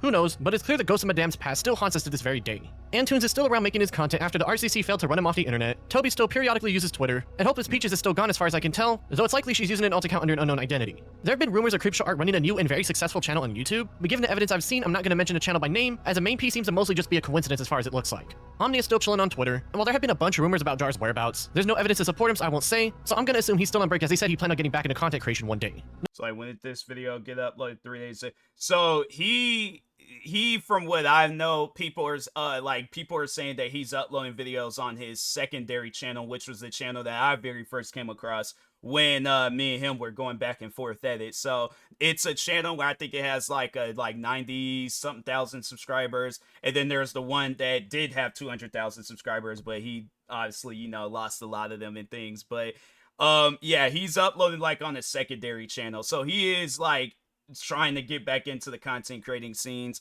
But from what I've seen, yeah, people, they still getting on him about the Cinnabear crap, and then obviously all the other stuff that he's been called out for. But anyways, now y'all may have noticed there's one name in particular I left out of this, and that was Kai Weiss. Well, it turns out in the middle of Jar's cancellation, another story about Kai would come out but get ignored as he was basically irrelevant at this point. So let's take a look at what went down with our favorite narcissist again. On November 7th, 2024, a Twitter account named Oreo would drop a document after they did a recent investigation into Kai themselves. To make a long story short, a person from Bolivia named Drea would meet Kai on the dating app Hinge in January 2024, and it would turn out she lied about being 18 as she was actually 17 and 2 months away from turning that age. Kai was 23 at the time and would try to cut her off, but she would insist on staying together and he would give in, starting up this relationship together. He would buy her gifts and love bomb her and such throughout February and March, but knowing Kai, things were bound to go south eventually, and south that things indeed went. Now I want to preface this now that the document is biased in Drea's favor, such as mainly only showing Kai's messages crashing out on her and how he was being emotionally abusive by suicide baiting her multiple times whenever he wasn't getting his way. The reason I say it's biased is because it turns out Drea was also suicide baiting him as well, and the document never actually digs into her side of things and downplays any moment she was being awful to him as well by mentioning how she was just barely 18 years old now and other similar phrases. Now it's pretty clear that both of them got their own issues going on and that their relationship falling apart by April just a few months into it wasn't shocking, but this is the part where things go from bad to worse. Around mid to late April, the relationship would fall apart as they would break up, but instead of Kai leaving it be as Drea wanted nothing to do with him anymore, he would start to constantly harass her through text and in his typical narcissistic self would try to push everything onto her as he totally wasn't a bad guy at all, guys, just trust him. Even at some points using financial manipulation similar to the Omnia situation about how he said he would help her mother with money issues, but since they're breaking up, that's off the table. This part in particular is very egregious, as in prior text he would complain about how he wasn't going to make rent for the month and is being sued out of his apartment, meaning that he doesn't even have the money to help and is just lying in order to get her back under his control by any means necessary. Drea would just stop interacting with him entirely, but he would continue to try and bait his life against her and even threaten to contact her mother and tell her how she opened up about being allegedly abused by her father as a way to scare her back into his control. It's some absolutely batshit insane stuff he was trying to pull off on her, but she would continue to ignore him as things got back to normal in her life. Is what I would say if it weren't for the fact that Kai figured out he was being ignored, in which he would start to contact Drea through 3 different burner emails on April 26th to try and get to her, saying literally whatever he could think of to get her back under his control, including insults about how she'll never find someone better than him, to more failed attempts at financial manipulation and what is the most deranged stuff I've seen from the guy so far, and that's saying something given the whole Omnia situation that happened. He would even send another message just a day later on the 27th saying he made some sort of massive gamble recently and now has 100k to his name to again try and get her back into his clutches to no avail. After seeing that Drea was officially done with him even after this magical 100k was now in the bank, Kai would follow through with his threats to contact her mother and start to send messages to her to paint Drea in the worst light he possibly could. In fact, he had already been sending her messages since April 24th before she even started ignoring him and was getting no responses from the mother, so he would try to financially manipulate the mother herself on the 28th by mentioning that same so-called gamble he made to get her under his control under the guise of wanting to help the family when it was purely a revenge tour instead.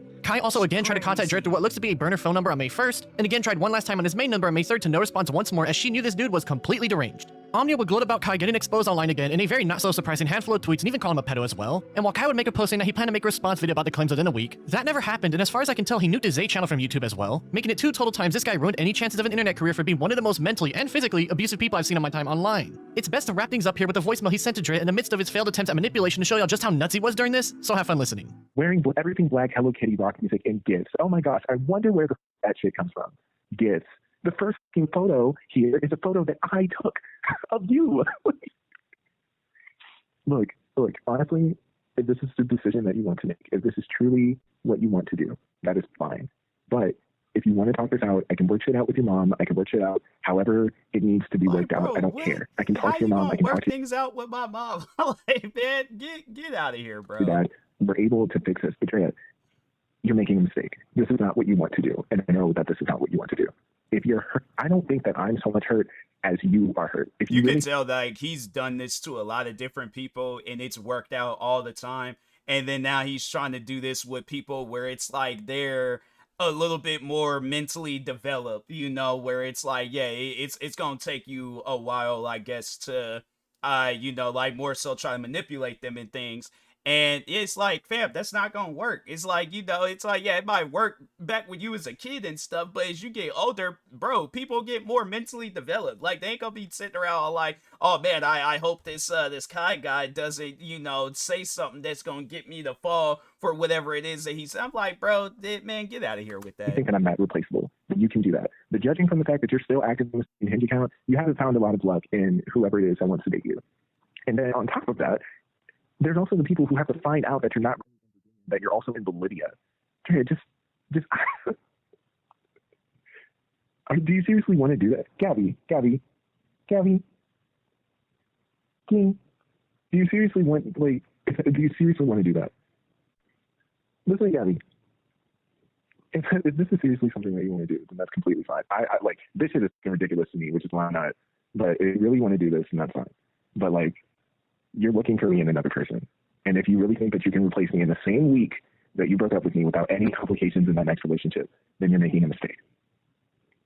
I hope you think about this, and that's it for me. Yeah, as you can tell, that last chapter was pretty damn crazy. Unless that new Kai stuff is some elaborate scheme, and I'm talking like one of the most elaborate I've ever seen in my time making videos, it's safe to assume he'll never have a chance at an internet career ever again due to how batshit insane he is. Shout out to my channel members for helping support my content, and shout out to my bestie tier members Wrathwollen, Nami, Cody, Lore Hertzman, Cheems, Daniel, Mystical GB, Hyper aka V, and Trendy Dragon. Go check out my Patreon and YouTube memberships if you want to support me yourself in the description below, and I hope you join as soon as you can. You know, after seeing all these ArtCC videos where it's mostly just them talking into their mic with some artist footage in the background, I figured the best way to end this video off would be mimicking that style in the way I know it best, which is with gameplay footage. After all the work I've done digging through this community and figuring out the ins and outs of it, I'm very confident in saying it's a top 5 in the most cancerous community I've ever seen on my time online. The people in this community, be it the fans or the creators, are some of the most pedantic, semantic, and overly sensitive people I've ever seen in my time online. People will make video after video after video on somebody on some of the most stupid shit imaginable. The Hopeless Peaches situation, the original one, you know, before she was crazy, that was the dumbest thing I've ever witnessed. I had to put all that together, and in my head I'm just thinking to myself, this is fucking retarded. All she did was not condemn the Toby shit as hard as people wanted, and so they all just bashed her because they're fucking crazy. And then in hindsight, it's kind of funny in a way because the Toby situation was probably the most tame out of everything I covered in this video, and yet the community still felt that they had to bully Peaches just because she wasn't as hard as they wanted her to be on them. That's nuts. Like, sure, she ended up being crazy herself years later, but that's not really relevant to her original story. And I'll never forget how dumbfounded I was after piecing everything together in that case after going through each and every detail, as I had never seen a community so stupid like that until then. And that's not even the craziest part of this video, as you've seen, as even though most of the people who went after Peaches are irrelevant now, one of the main players in Creepshow Art was way worse than Peaches even after her second initial situation went down. Creepshow Art was stalking Emily for a decade, bro. That is insane. I will never forget when that story dropped. I was shocked. I've never seen something on that level until, you know, when it all came out. But yeah, the moral grandstanding in this community is so aids to witness. So many people pretend to be better than others over things that are so inconsequential that don't really matter. Like the amount of videos I have seen while researching this community, and they're just all like, oh, you know, blank, blank, blank person said this sentence or this word, and actually, it's this or whatever. It is so stupid, bro. It's Reddit tier types of arguing. Instead of someone just going to their DMs and be like, hey man, I don't like that you said this because blank, blank, blank, and either getting a, oh, you know, I'm sorry, or fuck off, they'll just bitch about it on a YouTube video and act like they're somehow better because they're being the moral arbiter of the community or whatever. It's so stupid. Like, it's funny as an outsider looking in to see just how much these people act like this, but I genuinely feel bad for some of the former people you used to associate in these circles, at least the non-crazy ones, because I bet you they were walking on eggshells like crazy on their time online. And the complaining and the constant bitching that I would witness, especially from Kai and Omnia during their run online, was some of the most dumbest shit imaginable. This whole community, the only thing they really knew how to do was just complain about the dumbest thing, and a lot of times what these people would do is they'd morally grandstand on stuff they have no reason to grandstand on. The only reason they would do it was because they want to seem better than the person they're complaining about. This happens all the time on the internet, but in this specific community, I mean, as we've seen together, we've seen it on levels that we never thought were possible. Kai Weiss over here is like, Omnia called the cops on me. That's like rescinding the black allyship or whatever. Meanwhile, he beat them and then was doing that whole shit to the girl over in Bolivia. Like, bro, and the fact this guy thinks he has any reason to talk at all was astounding to me. And the fact there were some people who were falling for his shit was even more astounding to me. I genuinely could not believe there were comments talking good about Kai after the whole Omnia thing went down. It was so funny seeing how stupid some of the members of this community are. Like, dude, there were comments after he was legally classified as a wife beater that were still falling for his shit where he was like, oh, I took it for the family, guys, you know, they definitely didn't have enough evidence to charge me, and I'm definitely not trying to manipulate the narrative and skew the truth to make myself look better. better, guys. And there were people who were falling for that. And that was so fucking funny to see. Now, I know a lot of the ArtCC, be it the creators or the members, are young teenagers or young adults. So it makes sense why it was easy to manipulate these people these ways. But I want to point that out because it makes everything come full circle here. A lot of these people are just young adults, young teenagers, or some people who are just a lot of bitchy people in general. And so the whole community was built off of Mean Girls type drama. It's ironic because the story that actually built the community, the Madame situation, wasn't Mean Girls type drama. She doxed Lemurs. That's a pretty good story no matter what community you're in online. But majority of stuff after that was just people complaining. And then when people would see that these videos complaining about so-and-so for blank blank blank were getting so many views, other people would see that and be like, you know what? It's my turn to get in on the YouTube scene and make easy money. Because let's face it, it's easy money to complain about stuff online, but then you find yourself in a community where it's just built off of pedantically picking apart everybody's stuff. Funny enough, Toby Majestic, when she was ranting in one of her videos, she made a great point about how people in the community were constantly just picking at every tiny detail. What did she say? Like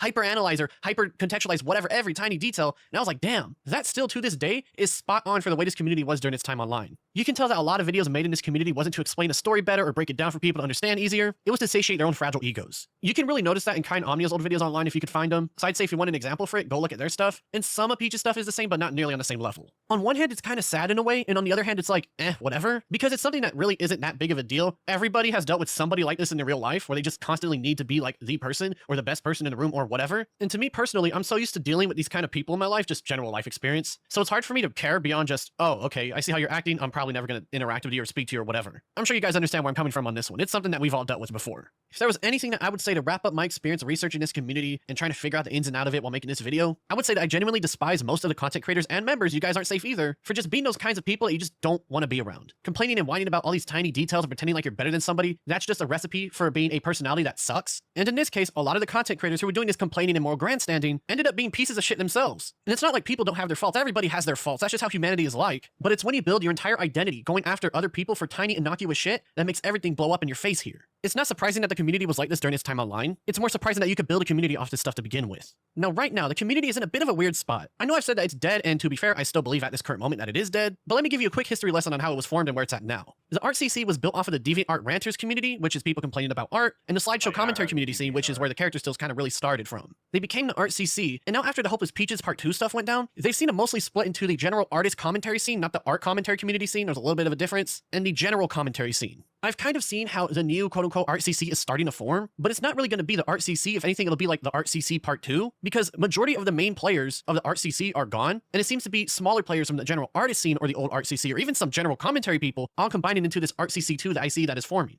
I would say it's still splintered, and though I do believe the ArtCC2 will eventually become a thing one day, right now it's in its baby stages, and if anything, I think it'll take probably a year or two until the ArtCC2 actually, forms together. Now, seeing how time is a flat circle and how the ArtCC fell apart, I'm willing to bet that if the ArtCC2 does eventually form together, it'll fall apart the same exact way this community did, and it would make for another great deep dive in a couple more years. Actually, I just noticed while working on this video that Jar's making content again on his second channel despite everything that went down. So hey, maybe this will be like the baby steps of the ArtCC2 forming together. This will be like their first big story or whatever. I don't know. And if you ask me personally, I don't really care that he's making content again. I'm more interested in whether this leads to more better content for me to cover in the future, or if this kind of just fizzles out into whatever. You know, it's kind of funny talking about how the ArtCC2 will probably form together one day unless shit goes bad, because by making this video talking about the ArtCC, I know that I'm going to get some viewers from those circles, and some of those people are going to subscribe and stay on the channel. However, I also despise the ArtCC, and I know that some of those people that are going to subscribe are going to be those really sensitive and moral grandstanding people, so now for me, it's like I'm in a weird spot because I don't like these people, but I know that by making this video talking about these people, I'm going to get some of those people in my community. I mean, that's the initial reason why I canceled this video. For those of y'all that don't know, I finished this initial draft way back in early February 2024 before this whole FCK stuff happened with Peaches, and I remember sitting there thinking,